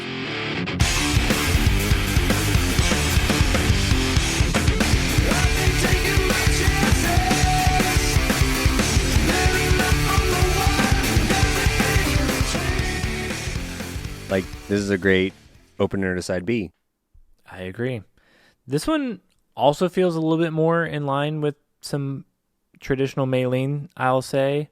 Fun fact, at 2 minutes and 16 seconds, this is the shortest song in Maylene's catalog. Wow, really? We hit the bridge at 134 in this song. wild. It is Really? it's quick. I specifically really like I feel like Fate Games were back to kind of like the Ma Barker story and the Sons of Disaster. And there's the line in the second verse where Dallas says, "All my heroes are shadows. Will our end be the same?" I really like that line a lot, but also that just feels much more in line with the Maylene story that we've been getting on the first 3 records. So this is like, okay, this is more familiar. It's still different and new in a way. Well, and I do think like the vocal production is what makes it so different for me, right? Is that just me? To make it different for you? Like it's not as like egregious, is what you're saying? Or... Yeah. Like when he first comes in, it's like maybe just like a little too clean. Taking my chances. Yeah. Yeah, I think the thing I don't like is how far away he feels. Like I want Dallas, especially if you've been to Maylene show, you want Dallas screaming like, in your face. And he he feels like he's sitting on a couch at the back of the stage and he's like getting sucked into the couch and trying to sing when you want him to be like up front. I know what you mean. Yeah, there's the first 3 records I noticed when I go back and revisit those. There is like a type of vocal tone that I'm looking for from that where it feels dry even though it's not. You know what I mean? Yes. Mm-hmm. Yeah. And I think that this record is missing that. This record intentionally had like sort of broad open vocals. Too much on the vocal in general. Like Right. I think like honestly, potentially a lot of problems I have with this record could be solved if you just put Dallas just in a room and just let him sing and just put that dry I think signal. if you just take off half the plugins and it would Well, sound because a that's lot better. Like they what's focus tough too is- much on the vocal production. I think so, yeah, because what's tough is it probably from him is his best vocal work. Oh, yeah, technically. no, I think like- he's doing a which is really what's yes. crazy. And his No, I haven't singing had and problems stuff with his is incredible. With his vocals. Yeah. I don't like the vocal treatment that they've done to him. Yeah, Vocally, he That's, sounds great. yeah, and I think that's what makes it weird is like, oh, why cover it up? Because Yeah. you get more emotion when it feels tighter and closer. Yeah, You know what I mean? 100%. Mm-hmm. And I get the whole like you could argue the whole like he's not screaming as much like he used to, but I mean like But that's fine. Dead Poetic and Showbread did that. On I'm okay records with I that, also yeah. I like that too. That's a move that I'm fine with. So Yeah, I'm fine with going for the more sort of like polished, like maybe a little less screaming. I would prefer more screaming on this record, but I get it. Like I understand the move of like not doing that. But yeah, the vocal treatment so many times on this album just left me bewildered. I was just like, wait, that's the choice you made? Okay. All right, Mr. Jane's Addiction. I agree. All right, yeah. Mr. Jane's Addiction, I'm going to come for you with this next song, track number 8, Come For You. I'll figure out where he is. So I'll call Tyson Miller on this record. See if you can cold call him based on any of the CD singles you have. That'd be hilarious. Whenever you're about to break, you never have to be afraid. Baby, I will comfort you, carry you home. When you're in your darkest But like, why don't we this- go right back into like ballad mode? Yes. Okay. Yeah. I think this song, it's track 8 right now. I would have put this at track 10. I would have slid up Never Enough and Cat's Walk and to be So that way we have 3 kind of like upbeat 7, 8, 9. And I feel like that's kind of what happened in the back half of 3 with like Old Iron Hills and Harvest Moon Hangin'. Like, Yeah, yeah. I feel like you get kind of 3 of those like quick hitter fun songs. So I do not like where this song is on the record. I think it would have closed out kind of side B as we go into like the outro songs better. Yeah. And also just like this just feels like the most like you song that is like generically written to get mass radio appeal that doesn't appeal to me at all. But it's the most streamed song on side B though, so I mean it seems to appeal to people. And I do think it follows too closely after Taking on Water. Like, yeah. You had Fake Games, and then you're like, what, we're back to this now? Okay, listen, this song should have been The Used song. Like, this needed, like, Burt McCracken, like, kind of, like, higher vocal. Like, lyrically, musically, everything, it totally makes sense as The Used song. It doesn't make sense to me as a Maylene song. Didn't Maylene just do a cruise? The Emo's Not Dead cruise? I think with so, the yeah. Used, Yeah. The Used was on it, yeah. Right? Like this, like you get Burt McCracken, or you get like one of those guys that does like the high vocal, never gonna be afraid. Like the almost like pop What's his vocal. name from Circus Survive? Oh, That Anthony guy. Green? Anthony Green. Anthony Green, yeah. Like you need like a high vocal on this. It feels so disparate, like between like what Dallas is able to deliver vocally. Like it seems like it's not doing him any favors, right? Like it's not leaning into the things that he does well. And it's one of those things like it's a great song. But like I don't know, like Yellow Card could do this song maybe. Yeah. Like this could be like a Yellow Card ballad. I think because what you're saying, if you have that vocal, that takes it to the Used or a Yellow Card thing. But where it is right now, it makes it feel like a Shine Down song, which I'm like, meh, miss me on that. Yeah, exactly, exactly. Yeah, it's so funny. Like listening to this now, like my perspective is so different. I think I still generally feel the same way about the record overall, but I have a lot more perspective. Like this is a cheesy Yellow Card solo or something. Like that's like the little dobro part before did feel very reminiscent of like 3, like the end is here, the end is beautiful, but it was very brief. It just feels like such a disconnect of what the band was. But once again, if the band had made another record, regardless of what that record ultimately ended up being, I think all these weird disconnects like wouldn't be so prominent, you know? But because this is such a sort of like exclamation point on what the band was, I think the disconnect becomes so much more apparent. Mm-hmm. Yeah. Yeah, I mean, hopefully those guys get another record out. Yeah. I mean, that'd be soon. awesome. Yeah. Yeah. I know that there's been writing sessions, so That's cool. Yeah. But I don't know. It was never enough. Never enough tracks to Never make enough another tracks to make another record. Yeah. So let's move on to track number 9, Never Enough.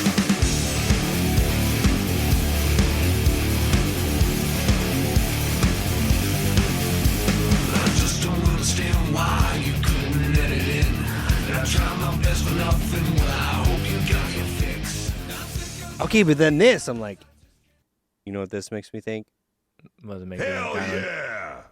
Oh, good man. I've been missing that this episode. We I haven't got know. a I'm lot. sorry. I've gotten too into it. I Sorry. think the record hasn't really given you a lot of opportunities to do so, Kyle. That's true. I will say, but So, this definitely does.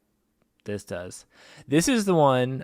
This is actually my wife's favorite song, and she helped me come around on it because I remember we like initially were like, okay, there's at least like one good song on 4, and I expected us to have the same one, but then she's like, no, it's never enough. And I was like, oh, and then I listened to it, I was like, I never give the song enough credit. Never enough credit. Never enough credit. And it is really good, especially like you need a song like this and on side B, like some good energy.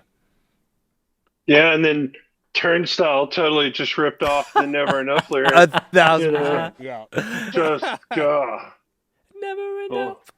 Yep. Just Um, made it super synthy. And then Brendan Yates heard this, and he's like, "Man, I need 4 times the amount of reverb on my voice." right. With 80s guitar, but also not 80s guitar at the Right. same time. Yeah. But then Marilyn Manson heard the verses of this and was like, "Oh, I already did this." Yeah, there you go. Yeah. I'll agree to that. To that. Like the choruses are so good. It's something about the vocal treatment, man. I can't do it. I can't do it on the verses. I feel that. Yeah. So much of this is so good, but those verses, I'm just like okay, that'd be Yeah, on- that tone. It's the weird.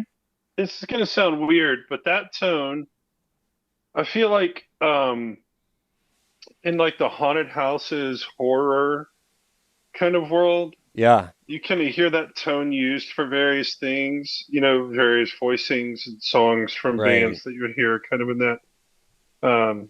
that aesthetic or whatever. So it is kind of an interesting. Maybe they were thinking that a little bit with this record in terms of trying to connect with what the vibe was. The producers I'm talking about here. right. Mhm. But I don't know. That's interesting. Yeah. Yeah. They're like, I don't know. This verse could be used on the Halloween special of RuPaul's Drag Race. Like, We'll get it somewhere. We'll plug it in somewhere. we're gonna license. We're gonna license this bitch, guys. Like Something. everywhere. Yeah. Everywhere. You can license this solo directly to me because I think the solo is great. We also it's get so a good. little junior solo at the end, which we've gotten on a Junior couple songs solo. that I've failed to mention. But I love whenever we just because at the last second, there's like a little quick rip that they do, and I'm like, yeah, end the song on a high note. Like Jake's just like, we can't just end the song on chorus. I got a couple more notes. I really got to get in there, and you know Yeah. what? I'm thankful for it. No, that's the thing. 99% of the song is amazing. I just can't get past like the 2 verses, and they're short. It's like 16 bars, maybe. Get the wah pedal on it for the very end, and then boom. Yeah, it's just the verses for you.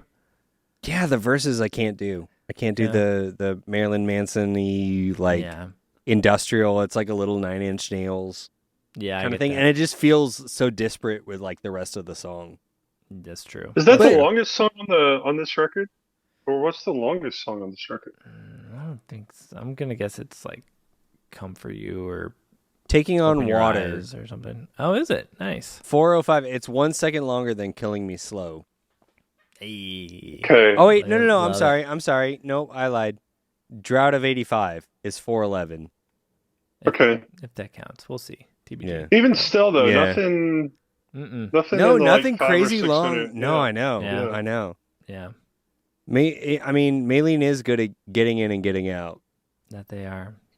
Well, I did want to ask about because Dallas does go really high on Yeah. that chorus, so that's fun to hear him get up there. So Yeah. dude, yeah, his vocal delivery on everything except for the da da da da and the verse, I'm just like, I hate. But everything else, I'm like, oh, this is amazing. This is exactly what I came here for. Yep. All right, guys, track number 10, Cats Walk. Cat's Walk.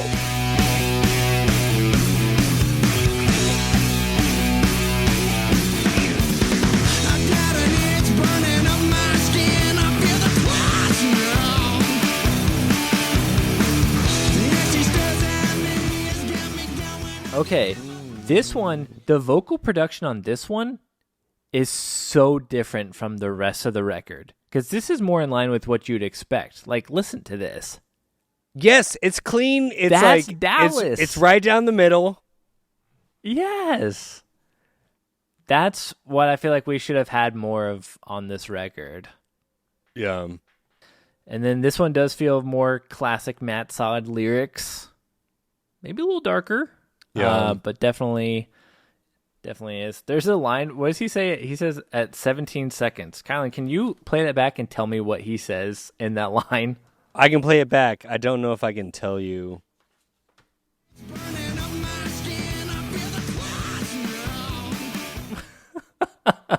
I feel even the know? what? Wait, okay, yeah, no, what is that? What does he say? I mean, it doesn't matter because it's cool as hell. It's such a cool moment. But I'm like, I have no idea what you're saying, Dallas. Okay, so according to the lyrics on Spotify, he says, "I feel the flesh now." That's incorrect. The lyric booklet says, I feel the twitch now, which makes sense that you would pronounce twitch like that. But I'm like, I have no idea what you're saying there, Dallas. All right, Okay. yeah, Yeah. it's Twitch now. So, but I like, hey, more weird vocal stuff like that is cool. Yeah, I haven't got it on this record.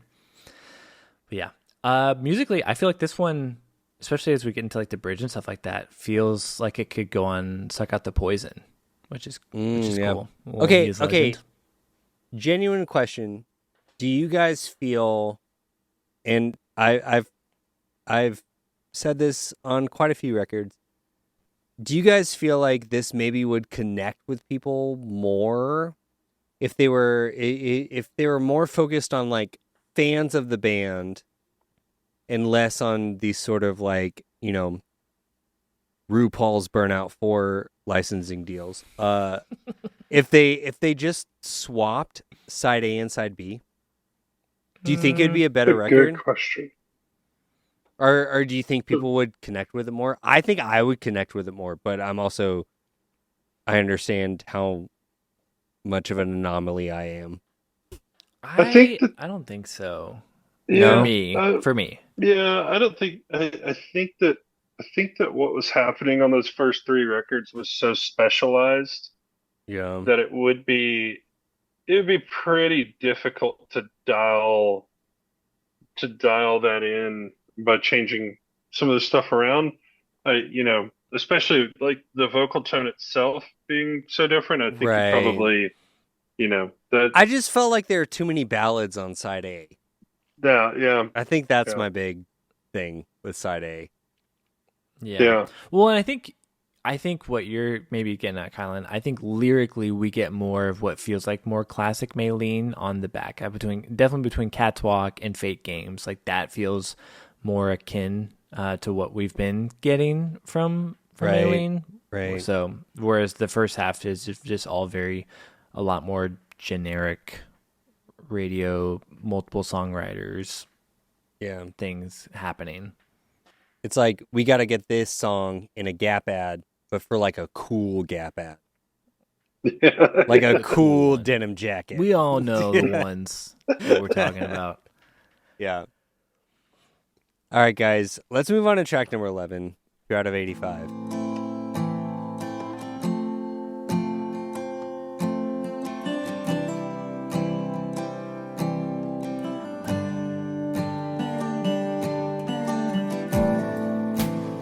Okay, penultimate track. I'm good with the acoustic at this point, right? Like this makes sense? Well, and then we've always had, 3 didn't do it, but 2 had kind of the 2 acoustic-y songs at the end. It had the one that was the ballad that was kind of sung, and then it had the acoustic outro. So we've had that. So that's also in line with what we've got. Makes sense. The Dobro's great too. Kind of brings us back to the main. But then like sound. what is it? What is this? Is this a love drug song? What is with like the fake drums and the high pitched like the vocals? drum machine and put all the delay on Dallas's voice. Yeah. So Right, but like I don't like the drum machine. The drum machine really bothers me. no, me too. Me too. Lyrically, we got a lot more doubt as well that we're talking about, which I get, especially if you're running from the law and everything. Right. But just another element of it. The pedal steel solo is really nice. It is really nice on this song. But yeah. And I don't know. It's like it's doing the Maylene kind of wrap up thing that we've kind of gotten on previous Wish I records. was special. It's just good. But not quite in the way that wraps it up in a way that I wish it did. But Yeah. it's not I'm just kind of at odds with it. Well, it's almost like because 3 is almost like okay, here we go, guys. It's almost a little bit like the ending of Toy Story 3 was so good and it was so perfect. And then they did Toy Story 4. And you're like, yeah, this is good. I also don't necessarily understand why this exists. Okay. That might be better than mine. I've been thinking like I didn't want to compare this to Arrested Development season 4, but I was like, Right, it's not no, quite that. Toy Story. The Toy Toy Story. Story Makes a lot more sense. Yeah. Yes. It was like, no, the story was like, it was like perfect. It was great. And then it's like, yeah, this is good. I don't think we necessarily needed a continuation of this story, but good. But Good. it's in its own I'm right. glad. It's still like, good. It's still good on its own. Like if you look at it as kind of its own thing. Yeah. Look at that. Great pedal steel solo. Oh, it's so good. Who played pedal steel on this, Josh? Oh man, just the kind of name that you want playing pedal steel. Reginald Glenn Duncan. Yeah, Man, Reginald's That's crushing it. that'd be Jake's dad. Oh, really? Oh, that's Yeah. cool. That's even That's cooler. cool. Yeah. That's the name of a pedal steel player if I ever heard one. Yeah, we Yeah. need Reggie on the on the pedal steel. Mm-hmm. That makes sense.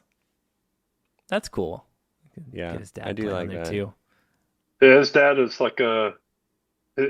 was like a long time pedal steel player at church and everywhere else, and I think he even had a shot to kind of do it in the old country days, maybe the 70s, 80s. But I know he did do some of that, but yeah, he never lost the touch, as There they you say.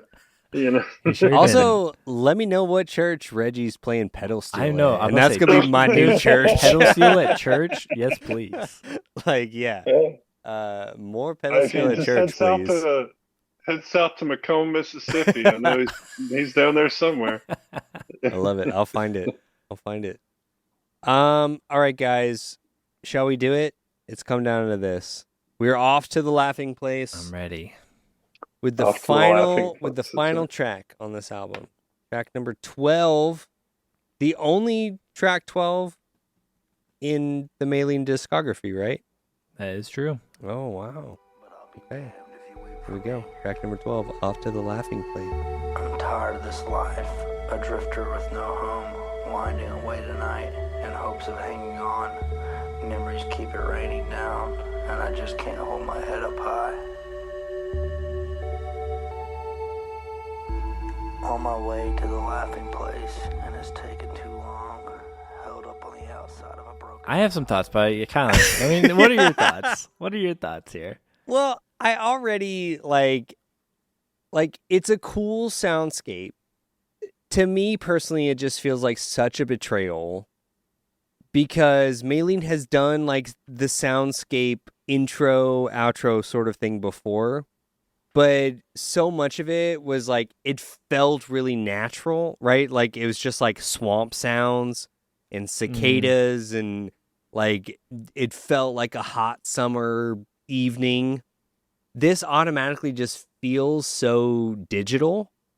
Like it just feels like such a disconnect from the ethos of the band. Does that make sense? Is that just me? I get like that. I'm not like getting this. Just like walking it's a around. cool idea, but like people sitting like on the square playing. instead of this like keyboard pad, like I want just like a field recording of like an August evening in Alabama. You know what I mean? Like I think that would have like effectively communicated these ideas so much better. Like I don't like the synthy kind of like churchy pads that are happening. Yeah. I don't know. Roman, what I do you get that. think? Am I in the wrong here? Am I No. I think your interpretation makes sense considering like the departure from it. I kind of wonder. I mean, it's just that it's super intentional, right? Right. So, maybe it was like a way to view how you end Maylene Records. I guess it was a way to view maybe a new version of that or a new vision of it in some way. Yeah. But when you go from like, I mean, I think the if you listen to the final 2 or 3 songs on uh three, I know Mm-hmm. for sure we had like 4 or 5 classical musicians from the Birmingham Symphony Orchestra playing on that record, Right. Right. versus, you know, Rather than just like, and they were playing like, yeah. yeah, they were playing, violins, violas, cellos, super good classically trained musicians who had done it in the studio 1,000 times. This is different from that. So it's hard to it's hard to compare the two, but in comparison record to record, yeah, it's like, well, this is way off the Yeah. reservation, so to speak, from the. It just feels like a swing and a miss. Like and maybe that speaks to, like you were saying, like the super compressed timeline of like Yeah. making this record of like, yeah, like no, this it generally sort of like gets across the same idea, but to me it felt really inauthentic to what the band had produced up to that point. Yeah.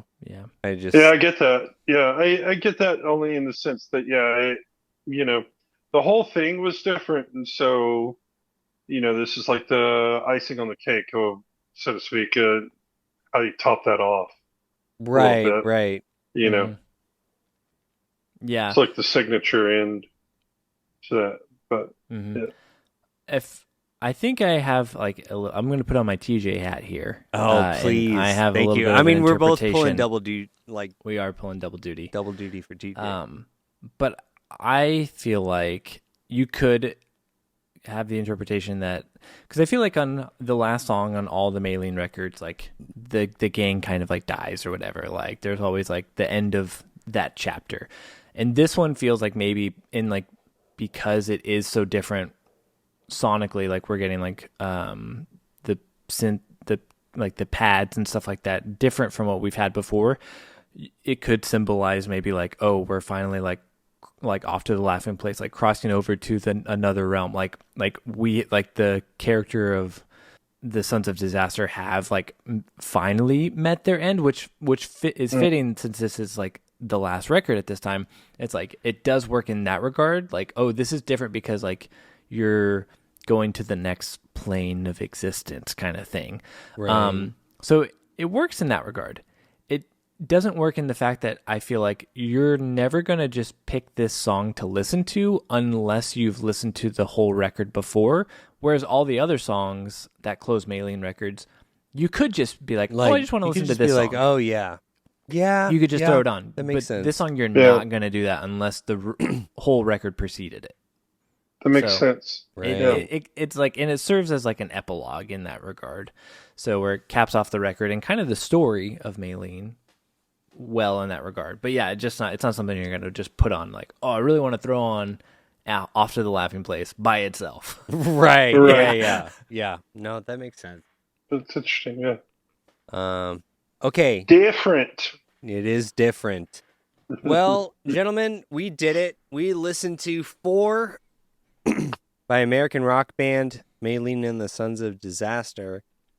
And so this is essentially, we're closing the chapter on Maylene proper, but stick around next May for Mayerline.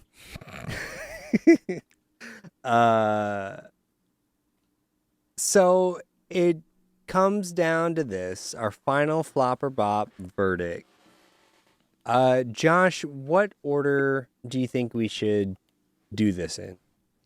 I think it should be you, me, Roman, because I want Roman to have the floor to end things off. I would love that. Okay. So, I mean, I think I brought up like most of my big thoughts like pretty consistently throughout the record. And early on when I said like, I think the negativity surrounding this record, I think it wouldn't be so loud if another record had come out like relatively soon after this, like regardless of what it was, right? Like that one could either be worse or it could either be better.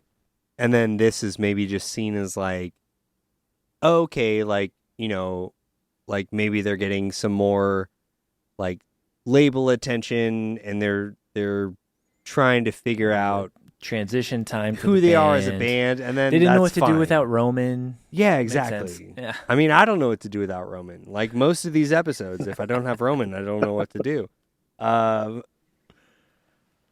But because this is, at this point, it is such an exclamation point on this band. I think in a lot of ways, the final product, I don't want to say like the hate is well deserved, but I want to say like the confusion, I think, that probably the band was feeling itself. I think it comes across in this record. Like it feels like a band adrift. Like it feels like a band that for those first 3 records, for like so much of their discography, had such like a clear vision, even into like the concept and sonically. Like this feels like a band that suddenly like doesn't know who they are. And I think there are a lot of moments on this record that work really well, and that harken back to that like initial place that the band was in, but also like we're trying to push boundaries and like trying to figure out something new. I don't think most of it was effective. I think they were in a lot of ways the wrong decisions. I mean, that's just my personal opinion, but I think that there was, I don't know. I have so much more empathy now as a middle-aged dad than I did when this record first came out, and I felt so betrayed, right? Like, but knowing so much more about how like the record industry works, and then even Roman, hearing from you like the context of where of the trajectory that the band was on like before this, like I do think a lot of this record was like the wrong decision, but I can't fault the band for making those decisions, because like none, like I think any of us potentially would have made those same decisions in that time period. So ultimately, I think I'm going to give it, even though I'm a Dapper Dan man, I think I'm going to give it a fop. which I think we clarified it is a soft bop.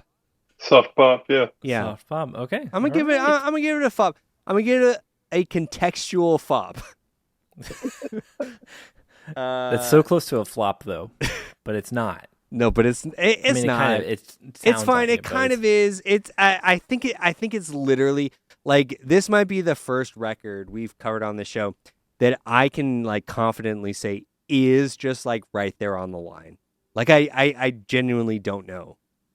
I don't know. Yeah. It could go either way. Yeah, that's where I'm at. Josh, what about you? All right. Well, yeah, like I said, this was a record I struggled with for many years, but I kept giving it chances because I wanted to like it and I wanted to come around because I knew some people did really like the record. And then a lot of just things that we struggled with that we've talked about on this record, of it feeling so different. And there's still a good chunk of it that doesn't connect with me, especially like songs like Come For You that feel, I'm like, this just feels like it wasn't written to a person. It was written to a group of people, and it doesn't just feels very insincere in that regard. But those songs make money, and I get it. So, but overall, and my main standard is like, normally if a record has 5 songs that I like, I consider it a good record. And there are 5 songs here. Okay. And there's still a big drop from like the first 3 records for me. Because obviously those first 3 are so good. But I think I can finally appreciate this record for what it is, instead of wishing it was more like what I loved about Like- the like first you- 3 records. Like, you can't criticize a piece of art for not being the thing that you wanted it to be. Right. Yeah. Yeah. And I think I was able to see like in moments of like Cat's Walk, like lyrically Cat's Walk and Fate Games, that I'm like, okay, this does have the spirit of of old Maylene in it. And then you have stuff like Killing Me Slow that I think has that spirit, but is in a new way of like, if you guys would have just done more stuff like this, I think you could have had a really good, a really ripping record. Yeah.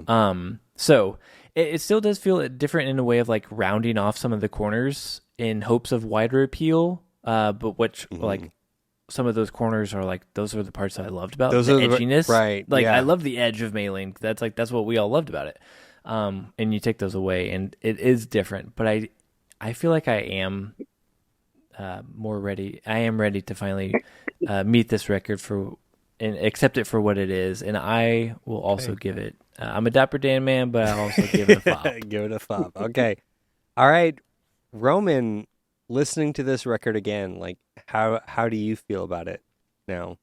I've got a ton of context from making the first 3 records, you know, and I've got enough context for having been around the guys and they stayed at my place when they made this record, you know.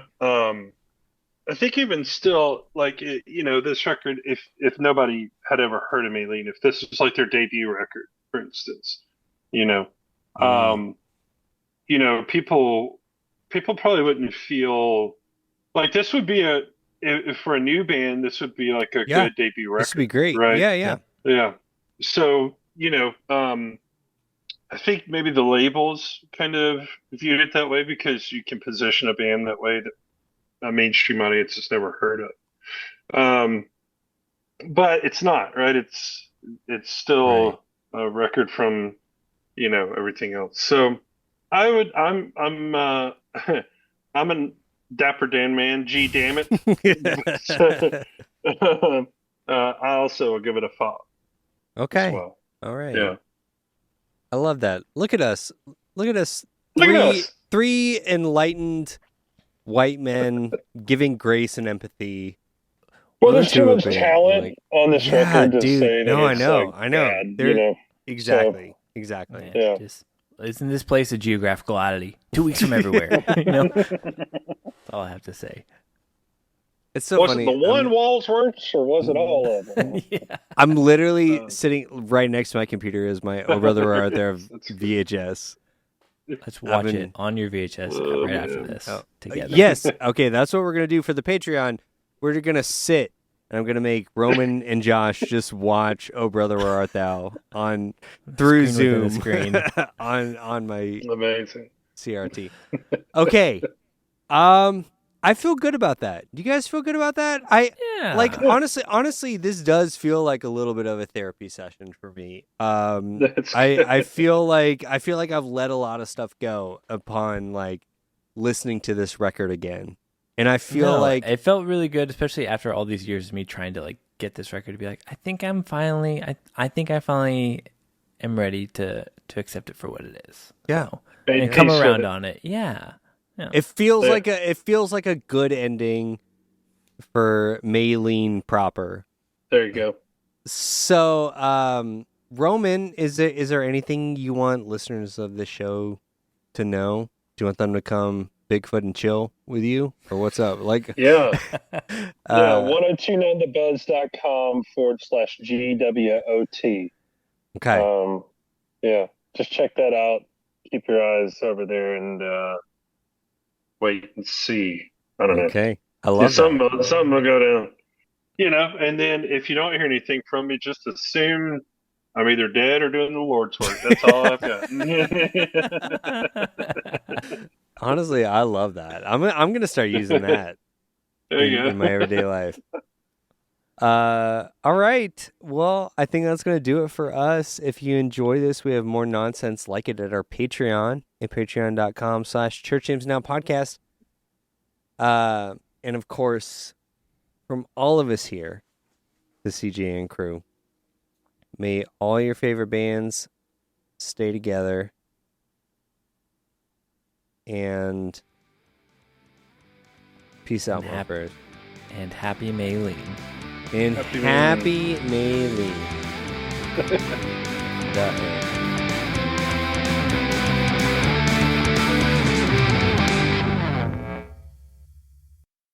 Thanks for listening to Church Jams Now. If you liked the show, please consider leaving us a rating or a review. It really helps, and we might even read your review on the show. You can also join our Patreon at patreon.com/churchjamsnowpodcast. Tiers start at $5 per month for tons of bonus content, but you can even join for free to get access to our discussion boards, cast your vote on future episodes, and more. Peace out, Montfrères.